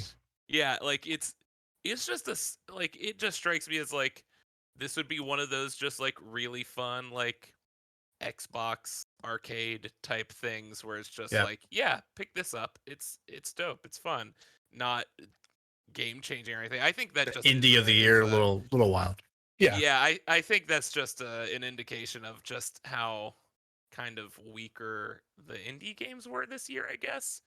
There's a lot of stuff I'm looking forward to next year, but yeah, the fact that keeps coming up on top, and plus, the PlayStation really threw its weight behind that one, especially since oh yeah, they don't have a ton of stuff like that, or even in that price range. That's new for the PlayStation. So I can see why that got just a lot more publicity, because there weren't those there weren't many of those Cuphead type games where it's here's a small team game, but some massive publisher has thrown all of its weight behind it, and so we're seeing a ton of it.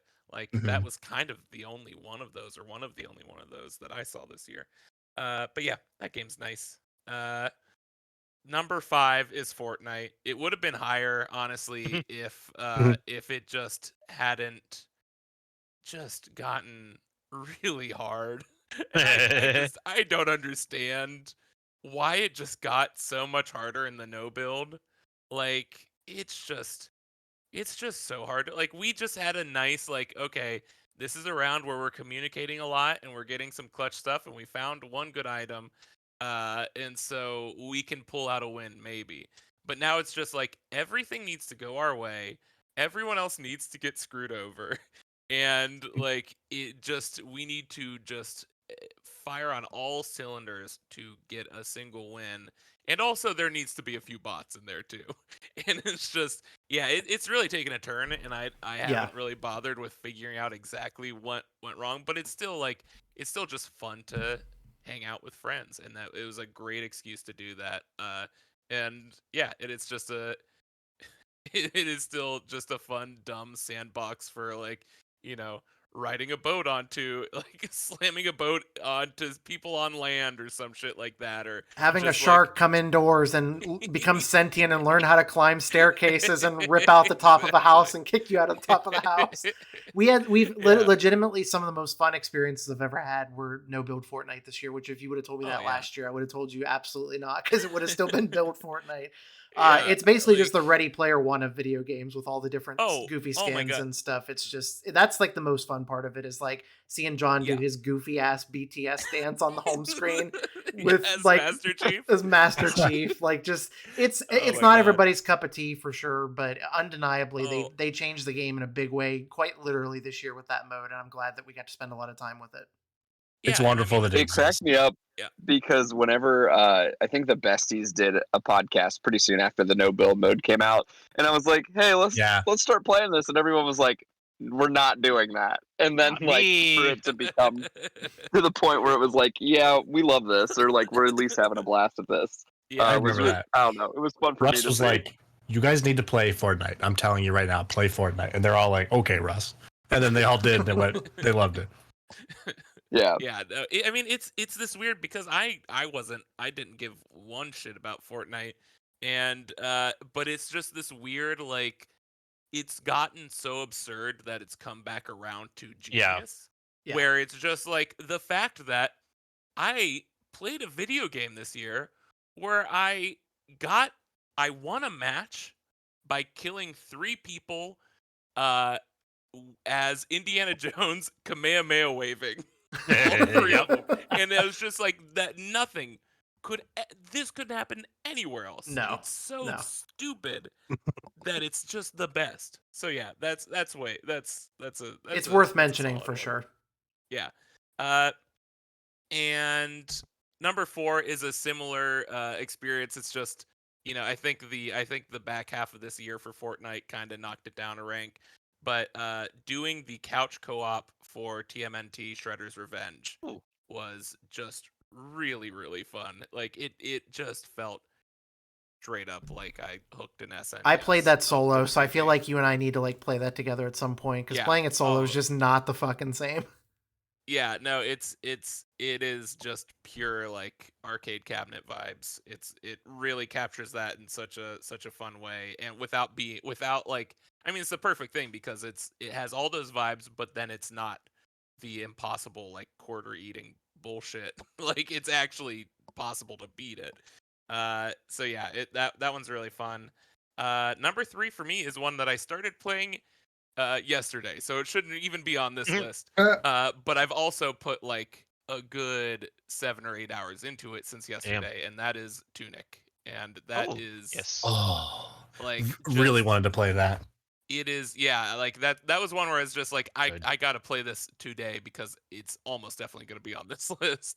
Nice. And it is just Fez meets Legend of Zelda with a healthy chunk of, I mean, well, Aaron will appreciate this, and I assume he's nodding quietly.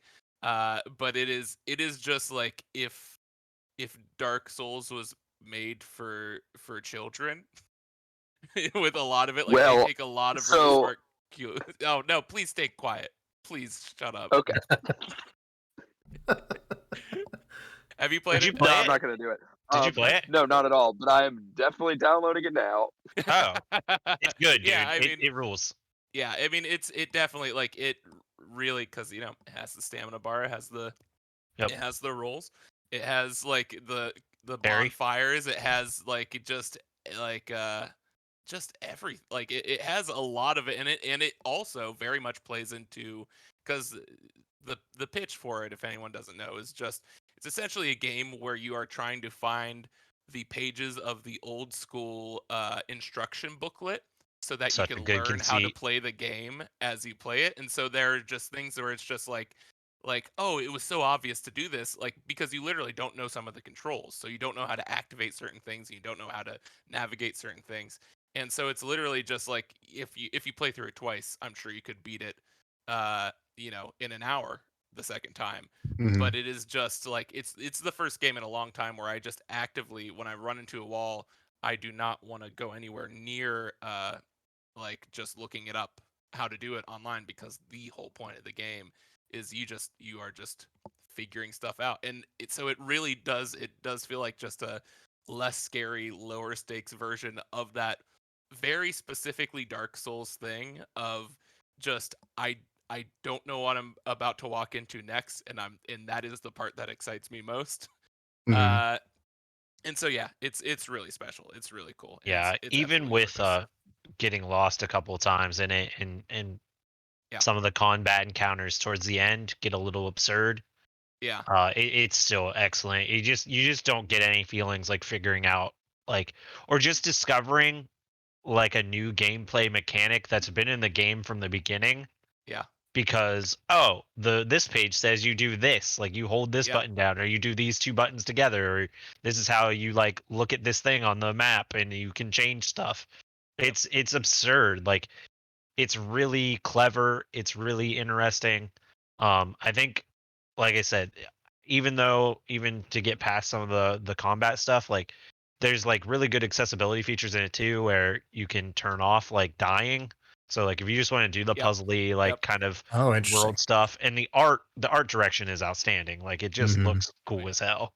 Oh, So it's just such a like, I mean, and I think I've talked to Aaron about this before, how it's just like Dark Souls 2 is the only Dark Souls game I've actually beaten, because it's the least kind of depressing environment, and I just really want a world that I actually want to like be in, like live, like hang out in for that long, that many hours.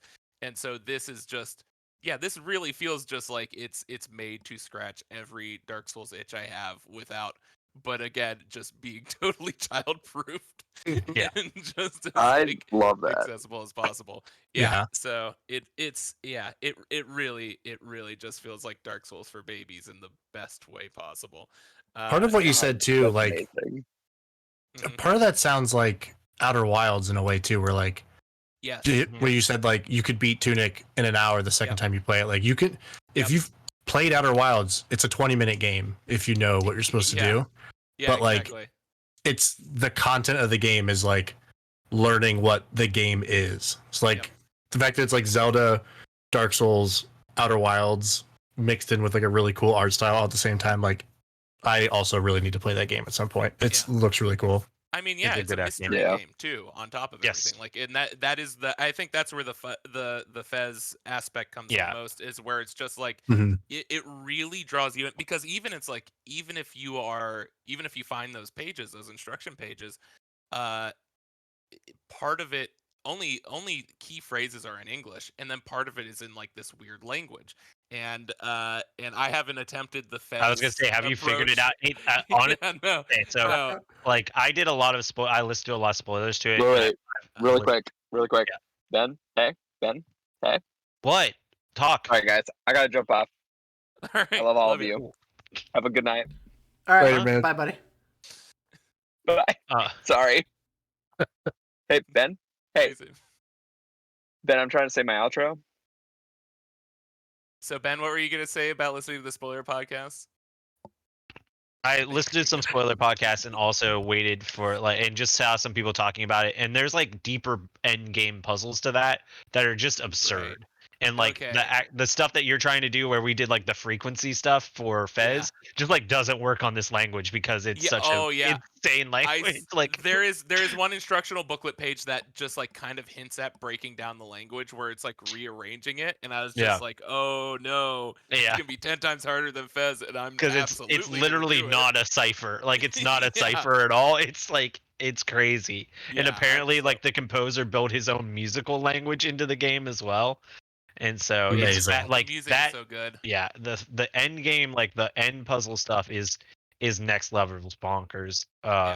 Like So yeah, Man, no, it's just yeah. Fez Dark Souls. Like it's Yeah, just because for sure. It's all the parts that I actually want of those games where it's like Sure. Fez, I love the mystery, and I love just like the environment and how it just feels like a warm, beautiful blanket over you, like a blanket of grass over you. It's just wonderful. And then just all of the kind of fun challenge and mystery of a Dark Souls game. It's a good time. Y'all it's a good that time. game Like how many bosses have you beaten? I just got my ass handed to me by a librarian. Oh, you're pretty fucking far then. Okay. I'm going at a good clip. Yeah, sure. it gets tough, and so I think. Oh, like, I gave up on one boss tough. immediately. I was just like, "There's no." I tried it like 4 times. This big blocky, fightery boss, and I was just like, "This just ain't happening today." That's for sure. Yeah, it's that's the only frustrating pain point I really have with that game. And then there's one part where I got stuck like on some backtracking stuff that I just couldn't figure out where to go. But I think Josh said something about some of the stuff in another game where you just like put it down and come back to it and you get to it. But like if you're trying to marathon it, it can get a little frustrating. Yeah, I was running into that a little bit. But yeah, damn, it's really good. Yeah. It's really nice. Move on. And number 2 is God of War 2. And one more thing I'll add about this, because I remembered something really interesting that Haley pointed out, was the really cool part about playing as Atreus, which I think is like just fucking bold. Just thinking like they could not have done this in the last game just because of how they had to kind of transition the fandom in a way from where we were at with God of War 3 versus getting to like Atreus, like playing. It's like, oh, you're gonna ride around in a little jungly area with a girl and fight like skeletons as this arrow wielding kid. Like it just becomes so thoroughly not God of War, but is still just, again, ripping off Uncharted games and stuff to perfection. Yeah. So it's still just it's just good blockbuster AAA gaming. But the thing that was really interesting that Haley pointed out was like when you go on those quests with Thor as Atreus, you get this specific feeling that you haven't gotten in a long time with God of War, where it's just like God of War, you're itching to fight some of these people. Like you can't wait to fight Thor. But when you're like as Kratos, but when you're Atreus, it's just like, oh God, I really hope there's actual stakes and there's an actual like fearful dynamic there. Very good point. I really don't want to fight Thor right now. I'm gonna get my ass handed to me. Yeah. And so it adds vulnerability and stakes that you just haven't really seen in this game series since the first one. I don't know. Yeah. So yeah, I thought that was really interesting. Also, shout out Heimdall. He was a really good slimy piece of shit. He was a fun character. Oh yeah. I told Haley, I was like, you're either gonna hate him or you're gonna hate him and then look up fanfics about him. But either way, you're gonna hate him. He was a great piece of shit. Oh yeah. And then my last one, which I don't think has been mentioned at all throughout all of this. This is a surprise one. Stanley Parable Ultra Deluxe came out this year. Oh, very cool. And a smart man's game of the year. Yeah, a gentleman. The gentleman's gaming. It is that first one just pandered to me so thoroughly, and it is I 100%ed it, got every ending, and then this one I think I still haven't gotten every ending, but I was just expecting like, oh, they'll throw in a few more, and I think they maybe tripled the size of this game. Wow. For this Ultra Deluxe version. Like they just added, I think they added more game than what was there before. And it is just easily the funniest and the just like smartest in terms of writing game that just goes down a meta rabbit hole and reaches the end of it. Like it just goes as far as it can with this concept, and has some of the most iconic, amazing moments. And it's really scratching like that Portal itch for me that I, hasn't been indulged in so long. And yeah, it's a blast. So if you like Portal, if you like stuff like that, very cool pick. Ultra Deluxe is like the best bang for your buck you can get. It's amazing. Oh man, And that's it. A good list. It's a great 7-game top 10.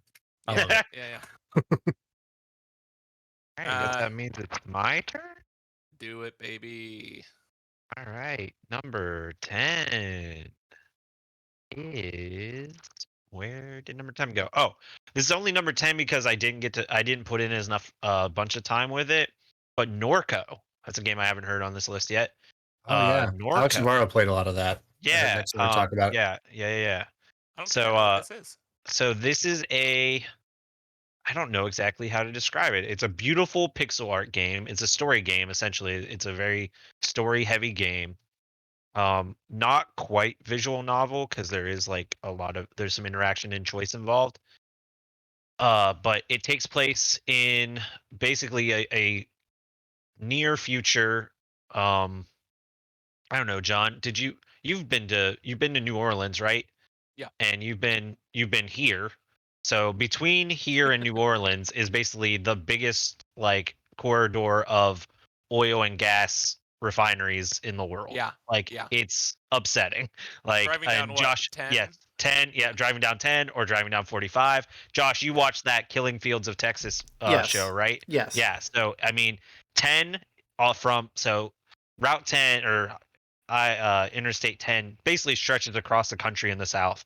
And so it goes from Houston, where there's a ton of refineries, all the way through New Orleans, where there's even more refineries. I've driven 10 all the way to Florida, and it's basically refineries, city, refinery, because it all just hits that Gulf where we get a lot of oil in and just the gas lines throughout the country. So basically, Norco is this city that's basically run by the refinery state there. It's like a failed state almost, and it just has this picture of America that is I would say, John, like a little bit, well, I don't know because I never played all the way through it, but like think of it as a more like dystopian Kentucky Route Zero, or I guess more of a like sludgy, oily Kentucky Route Zero, right? Yeah, Whereas looking at images, it looks very much like Kentucky Route Zero Yeah. meets what was that other really good in-depth point and click RPG that came out not too long ago in the future, and it's the guy dealing with his like psychosis. I think I talked about it last. Yeah. Oh, okay, it gives me those. Yeah, it gives me those just like grimy, upsetting vibes. It's grimy as hell. Yes, it's oily. I mean, like it's literally like oily. You are dealing with, I mean, to spoil some of it, like an AI god. You come back from like us, like your character comes back because this is like first things like you think your sister is missing and your mom is dead, and so you like come back to your childhood home that survived like 4 major floods and like hurricanes and stuff, and it's just it goes in crazy places. I haven't finished it. There's some really interesting like vignettes where you like go to this puppet show and it's about this alligator. It's like a tale of this alligator and this alligator hunter, and you're like driving a little boat. Someone compared it to like some of the side stories in like What Remains of Edith Finch, where you're like playing like little side games, and I think that's true. The interactions are interesting because you play little mini games with them. So it's a fascinating game that I think I got stuck on like a puzzle and just kind of gave up on it after some other games came out. But if I had infinite time to just go play games, I would definitely go back to it and look at it because it's just beautiful, and it resonates as someone who now lives in kind of that corridor and has seen just the destruction, especially in New Orleans, that these hurricanes and stuff can bring, and just like Cancer Row and reading stories about it and stuff. But yeah, that is my 10. 9 is Rainbow Six Extraction, which we already talked about. I put a ton of solo time into that. I listened to almost all of the newest, or like one of the side series of Serial while I was playing that game, just going around headshotting aliens, sneaking around. It has some good tension built into it. Like I said, the hardest part was that it just kind of ran out of content, and like you run out of objectives and you just kind of learn the maps really fast, and you're just like, okay, I know what I'm doing here, but nothing new is happening. And I leveled up all the people I wanted to level up, and so what's the point? Number 8 is Marvel Snap. Yeah, Nice. I fell deep. I think I tried to message John. I messaged John the first week I was playing it. It was just like, you have to play this. You would love it. And I think I was playing it for like hours at a time because I don't know exactly when it came out. I think did it come out in the summer? I don't know when it dropped, but yeah, it must have been like over like maybe like a 3-day weekend or something like that, because I was just playing it pretty much the whole day. Like I was killing my phone playing this game. And I got the first battle pass for essentially free by doing like Google, because I always do these Google surveys and stuff, and you get money for that. Like you get 10 cents every time you answer a question or whatever. And so I picked up enough money to buy that first battle pass, and I was like, oh, just burning through that and like having a really good time with it. I've fallen off since then, which is why it's at 8, but I did have such a good time with it during that time that it like burned bright and then burned out. Mm-hmm. Number 7 is a game we haven't talked about, Nobody Saves the World. I don't know, Josh, did you play any Nobody Saves the World? Yeah, I played like 5 hours or so maybe of it. I fell off of it. It's like not... That's fair. It's, yeah, it was good, but it just wasn't good enough to keep me going for the long run with it. But it's a good one of those. It's a great one of those. It's a fantastic podcast game, but I will say this. Its soundtrack is by Jim Guthrie, and Sword and Sorcery with songs and sounds by Jim Guthrie. Alex, have you ever seen the Drunken John video with Ben playing Sword and Sorcery? I think so. I feel like we could do an Adjective Now Gaming reacts to that. No, it's in my favorites on YouTube. I will never abandon that. Oh yeah, I don't know if that's even public at this point. I watch that video several times a year whenever I need a spirit-lifting laugh, because it's absolutely... It's Ben trying to take this game seriously, and John just absolutely raining and shitting all over his parade. Right out of it. And it's literally a couple minutes long, and it's some of the funniest things that I've ever seen come out of my friends before. It's just so fucking funny.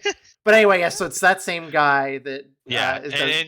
it's made by Drinkbox, which is the Guacamelee people that also did... Oh, nice. They did something very cool game. Too, but yeah, the art style is fun. The mechanics get really interesting once you level up. You have to do a lot of... It's a grindy game for sure. Like it's a majorly grindy game. You level up these little characters, and then you can like swap their abilities onto the other characters. So you get these like interesting synergies. It's very much like a Pokemon's Arceus type thing, where you have to like do certain attacks so that you can level up this character, and then they get to like the C level, and that unlocks another character that you can play as. I love checklist games like that. Yeah, it is very much. Then you should check this game out. Like honestly, I think you would really dig it. It's on Game Pass. A lot of that. That's kind of a running theme throughout this year. Like most if not all, well, not all of my games, but a ton of my games are on Game Pass. So are free, honestly. So. Give Nobody Saves the World a check if you're into checklist games, if you're into a game that looks fun. It's like genuinely funny. There's some funny writing in it. It's like this goofy little world. It's fun. It's on PlayStation now too, because I dabbled in Game Pass. Yeah, but I had to do it on the PC, and I ended up not gaming much on my PC, so I fell off of it mostly because of that. But I saw it pop up on the PlayStation Store, and I was like, ooh, I did like that game. A little bit I played of it, so that's cool. It's fun. Yeah. Yeah, it rules. I didn't beat it because it gets too grindy, but other than that, 6 extremely grindy. The enemy thing was cool though, about having to use different characters and different enemy weaknesses and types and stuff. That was really neat. Yeah, it's very type heavy. It's a very like rock paper scissors Pokemon type game. Yep. So yeah, cool. Okay, number 6, right? Warzone 2. Yep. I included DMZ with that. I talked about why DMZ is the better of the two modes there. I mean, it's Call of Duty. Call of Duty shooting always feels really good. Yep. DMZ mode is really fun. Warzone, regardless of how tilted I get while playing it, still has its moments that are fun. So love playing it with you guys. Even no matter if it was the worst fucking game in the world, I just love playing games with you guys. And it's fun getting sweaty and trying to pursue that win still. Like, I'm still thirsty for it. Still want to keep playing it to get it. At least one fucking win, you know? Yeah. Number 5 is Hard Space Shipbreaker, which hit 1.0 this year. So I don't know if you're familiar with this. It hit it in May of last year, but hit it in May of last year. Hard Space Shipbreaker is a labor simulator game again, essentially, but it's ultimately it's a puzzle game.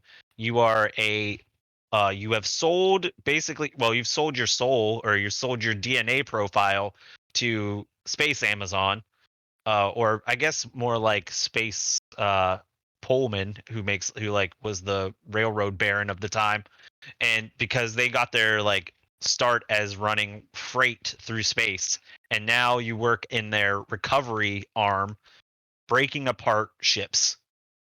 And so you are taking certain elements go in this incinerator, they go in the furnace, the other parts go in this, I forget what the blue thing's called because I haven't played it in a while, but it goes in this other part, and then the valuable stuff that it can be reused goes down in this barge that's below you.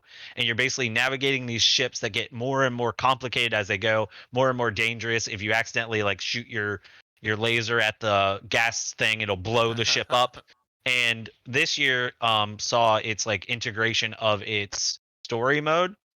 And so in the story mode, it has a lot more of it has this heavy labor bent to it, hey, we should unionize, and every manager is exploiting us and our labor is being exploited, because the one of the major conceits is when you decide to go work for this, Earth is turned into this nightmare, and when you go to work for them, you take on it's $1 billion or $2 billion in debt, and they also kill you and make a clone of you so that they can clone you forever. But if you die, you get charged. If you you're out in space, so you need oxygen, so you have to come back to their shop and buy oxygen from their shop. You're paid in basically company script to unlock your new tools and all that stuff. So every time you salvage a ship, you are making money, but you're also being fined a ton of money, especially if you don't do very well. And then the story goes along with that. And I've heard the ending of the story is actually exceptional. I haven't gotten there yet, but that game is just a fun zone out. You're out in space doing work. The work is fun. It's pretty cool. Oh yeah. That is having just watched you play it for a while. Yeah. It might be the chillest stressful game I've ever seen. Yes, it very much. Yes, you can the first ship's oh, you're okay, I got this, and then it's punctuated by very stressful points where you're fuck, I have to go through this fire to turn this gas off now that I've taken out this. Timed and it's all timed, and you're just There is luckily if you're not up for that, there is plenty of alternate modes that take all that time away. It's nice. So you can just learn the ships. There's apparently ghost ships in it, but I didn't get to because that came in a later update, and it gets every time there's an update they would wipe progress, so I had to keep starting over, which I really didn't mind, in all honesty, because it's just a fun game to keep playing. But I just didn't get as far in some of the newer updates as I did when it was in early access, is when I played the most of it. But I felt like I could put it on this year's list because it actually fully came out this year. Nice. Another one we haven't heard about is Ollie Ollie World, another unique one. Ollie Ollie is fun as hell. The first games are hard. Ollie Ollie 1, it has this landing mechanic. Ollie Ollie 1 and Ollie Ollie 2 have this landing mechanic that you have to time your landing to go along with, or else you just crash. So you have to trick and then hit A right before you land in order to land steady. Ollie Ollie World takes that out. So you no longer have to do that landing mechanic. It's a much more accessible game because of that. It also has a story mode, which the first time you run into the level, it's very fun to hear those stories and get that story. The other times when you're coming in to do the other objectives in it is not very fun. But it's you're trying to discover the skate god. There's all these little weird I guess for lack of a better comparison, they're basically Adventure Time characters. They look like Adventure Time characters. Yeah. They talk a lot like Adventure Time characters. It's very much that 2010 to 2015 Cartoon Network popularized animation style and also dialogue style.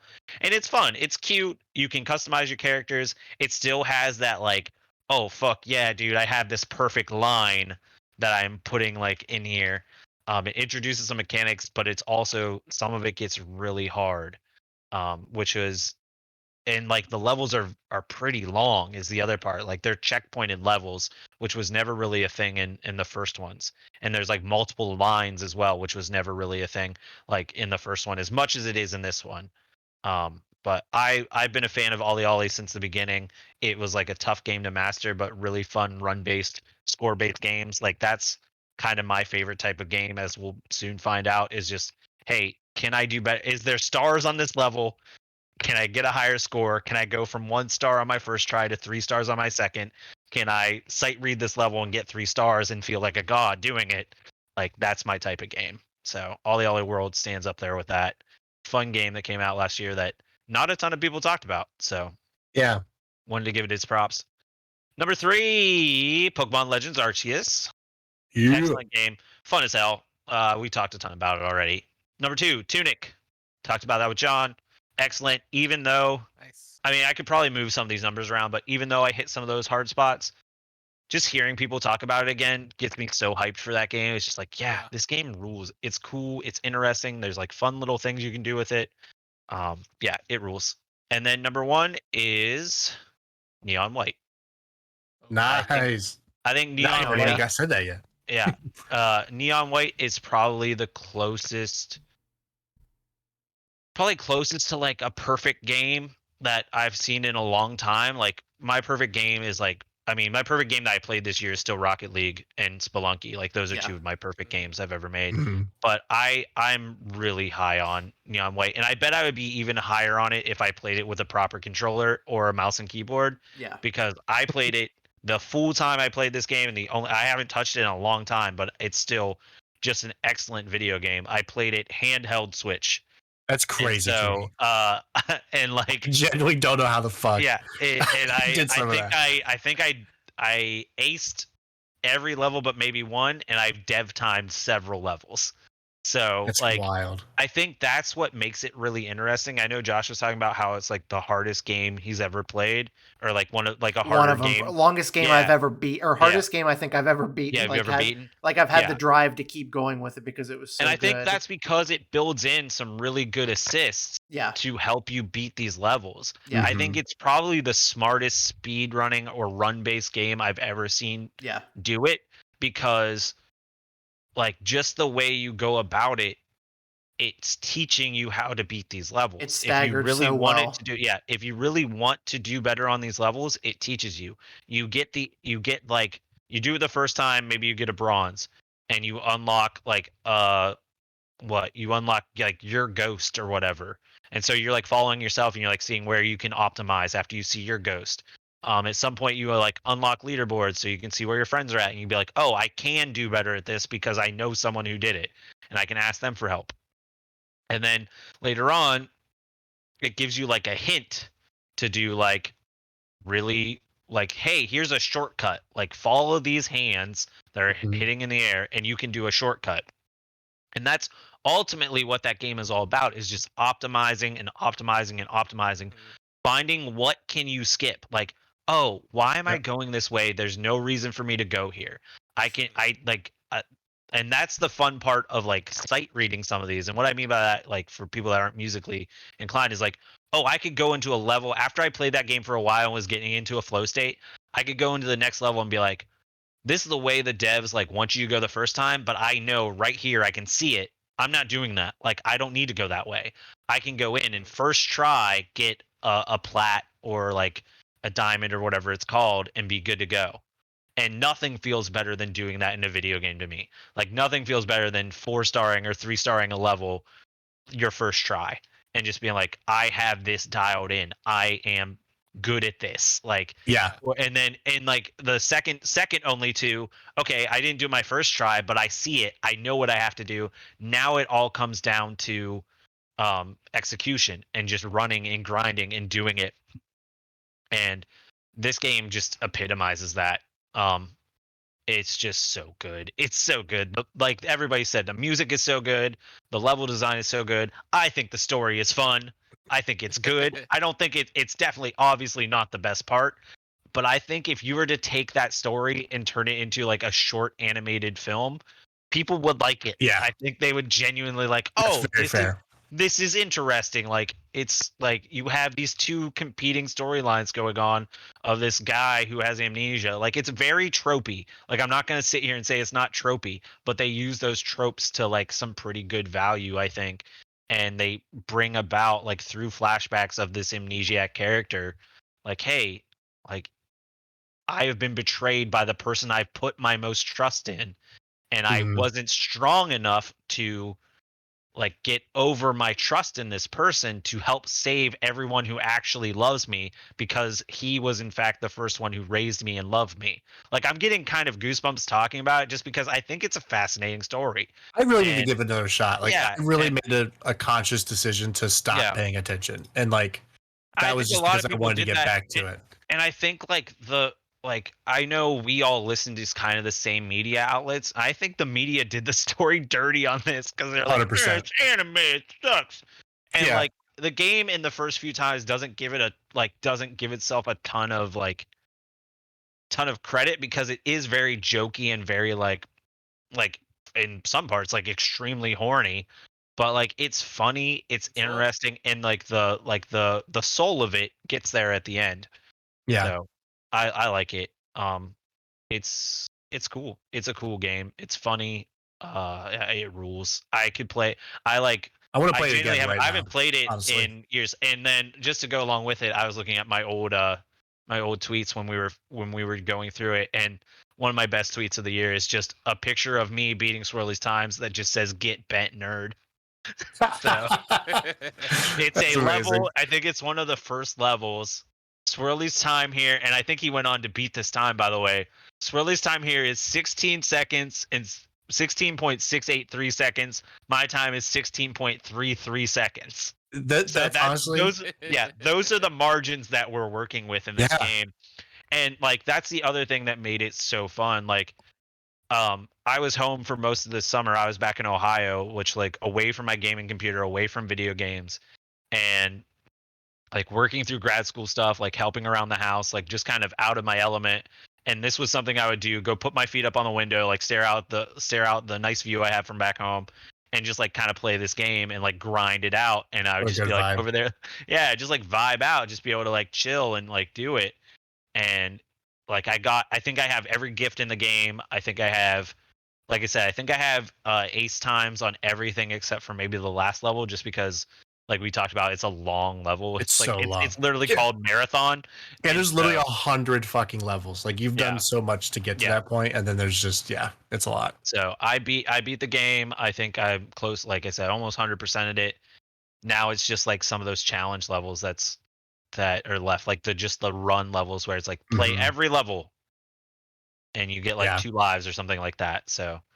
No, it rules. And the fact that I was able to play it in handheld mode and still get dev times like means that the game is really well made. I think it's an excellently made challenge game, whereas like some challenge games are just so difficult or just require such precision that like I couldn't do it on handheld. Like I couldn't play Trials on the Switch. I was at Josh's the other day playing Trials, right?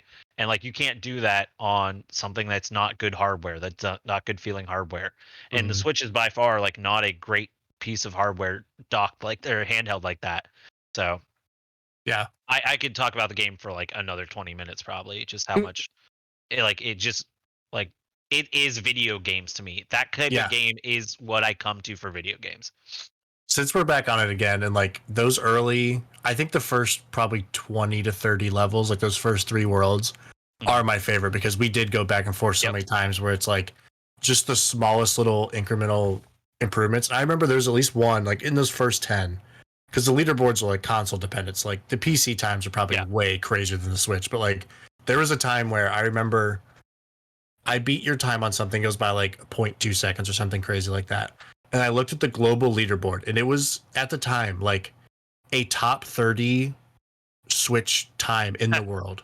and then you beat me again, and I was like, what the fuck? We are like two of the top like 25 players on this very specific level, and just like a microcosm like that. And then like I streamed it that one time, and you were watching, and I was trying to beat one of your times, and I was doing it completely different than what the way you were doing. Like there's, from a level design standpoint, it's a fucking masterpiece. That you would it's not so think, perfectly made. Yeah, you would not think the possibility space on these tiny little levels would be so giant, but it is, because it's just all the weird speed mechanics in that game that have been broken down so exquisitely.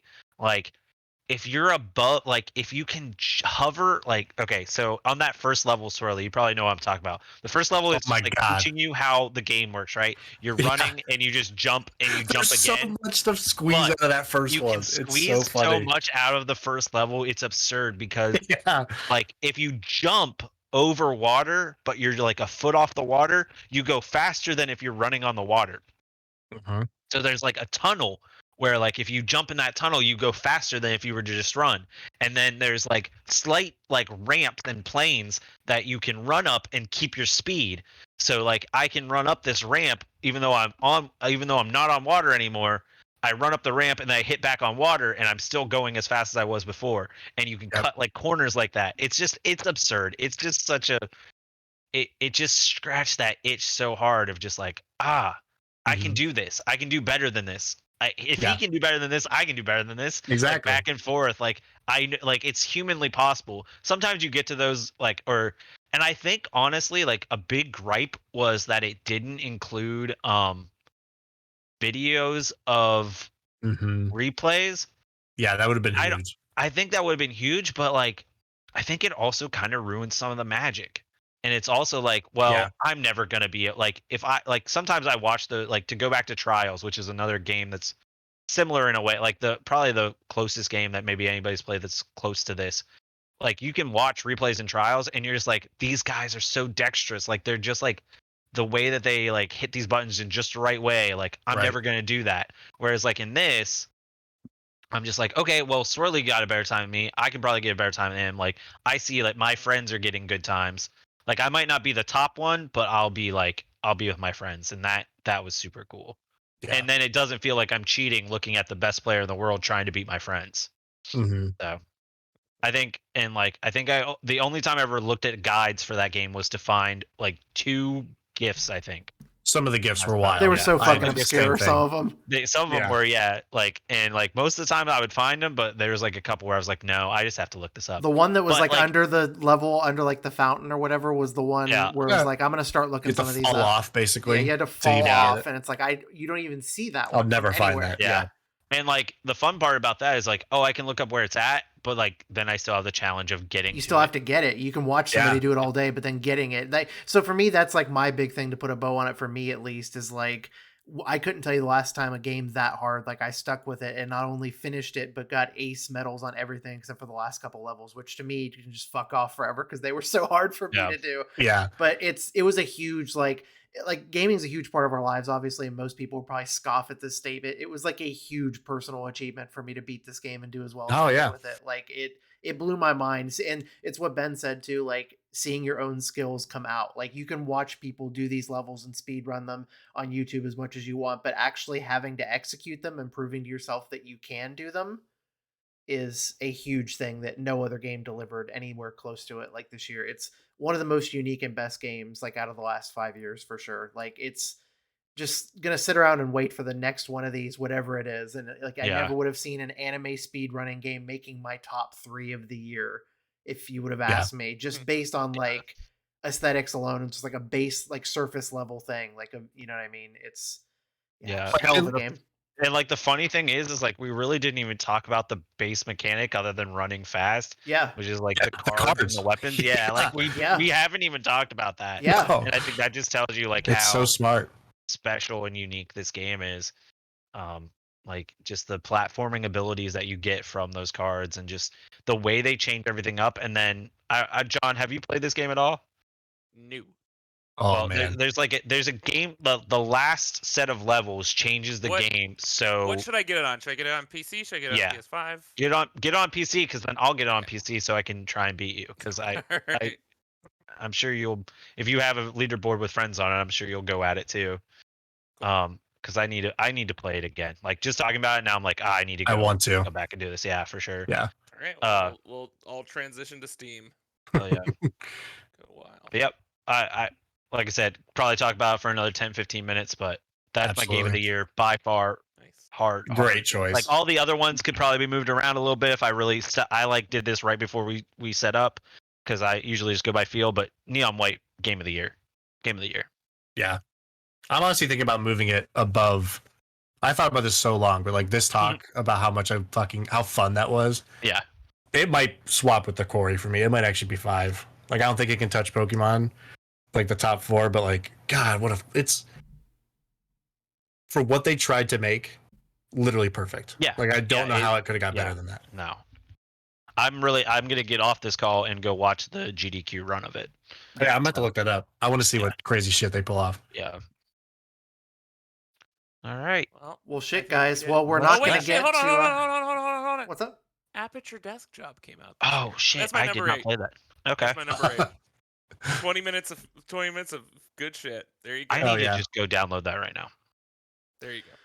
Well, unfortunately, we are not going to get to our movies and music and TV shows and stuff. Hopefully, I can get the gang. Look forward to that in the future. Yeah, part 2 of our stuff of the year. But again, thank you guys so much. Even if nobody listens to this on YouTube, it's just fun to always get you guys together and talk about games, like have meaningful conversations about games, dissecting them. Can I make a request? Sure. Can we just do something truly wild in Game Dev Tycoon this year? Yes. Oh, please come back. Yes. Just truly wild. Have you, Alex, have you actually been on? Have you actually been on one with us before?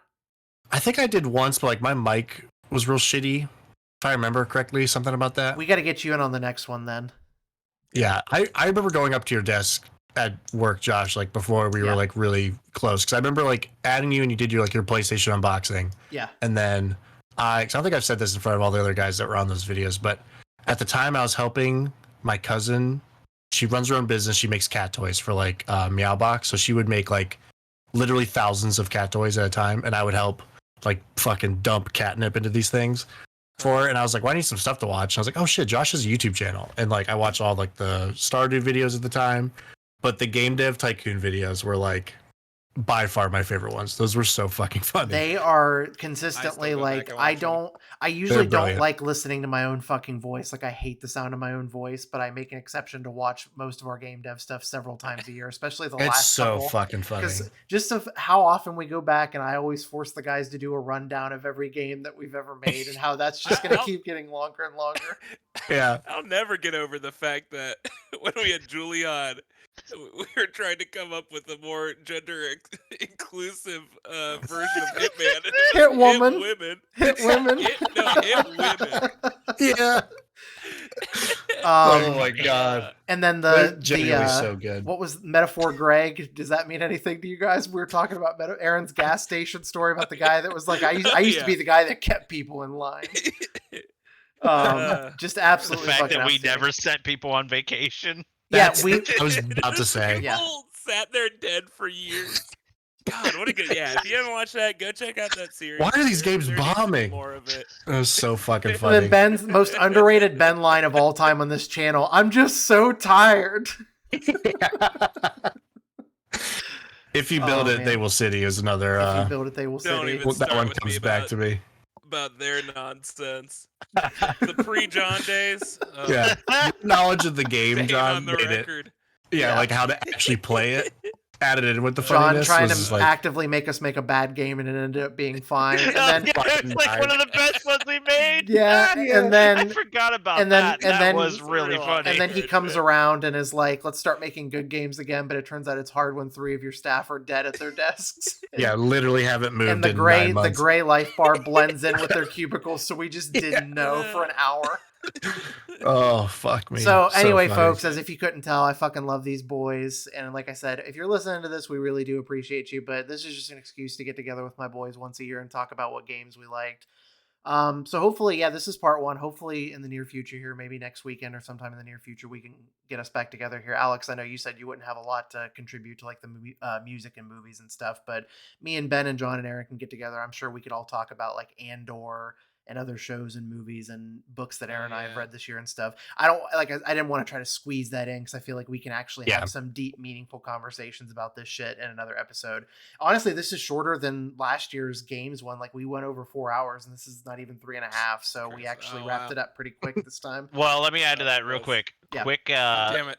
Quick I'm so hungry. Honorable mention, Dwarf Fortress. Came out on Steam. Yeah. Yeah. And that would be a fucking fun one to play too on the channel. I would be happy to guide that one. It's very interesting. It's very weird.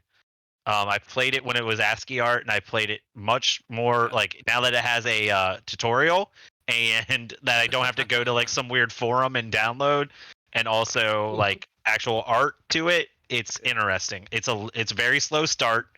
But I think if we got together and I was like doing stuff to like based off of what people were telling me, much like the way I like to play Hitman, which is like, I'm playing this for an audience rather than just trying to like min-max this myself. Yeah. I think that would be really fun. So that sounds wonderful. Honorable mention, Dwarf Fortress. Cool. Also, Ben and I, you need to play. You and I need to play The Looker. Yes. When does that come out? I added that to my. It's out. Ooh. I think I own it. Yeah. Oh shit. So we got to play through that too. Yeah, good year ahead. We got shit going. 2023 is going to be it's going to be a great year if all these games actually come out and don't get delayed. And honestly, all I care about right now, again, can't say it enough, I just want Hogwarts Legacy to be good. I've wanted a good Harry Potter game since I was a kid. If this is bad, it's going to break my fucking heart into a million pieces. That's all I've wanted is a good Harry Potter game since I was a kid. Yeah. Fun to watch regardless. Yeah. All right. Well, that wraps it up for Adjective Noun Gaming's Game of the Year podcast, just under 3.5 hours. Woo. Fucking love you guys. Thank you if you are listening to this, by the way. Please leave a comment if you are watching and you've enjoyed what you've heard. List off your games or just any kind of interaction would be awesome. But check us out on social media if you haven't already. We're mostly active on just Twitter and Instagram sometimes, but mostly Twitter these days. Check out all of Alex's stuff, Swirly, on YouTube, Twitter. Basically just like find me on Twitter and then find him because I'm usually always like tagging him and stuff. He's tagging me and stuff. Yep, thanks, man. Yep. And then hopefully we'll get back together soon and do this part 2 and cover all of our other stuff. And want to do a game dev sometime in the near future and have Alex on for his first official proper game dev. I think we started over and made a new company in that last episode. So it's kind of like...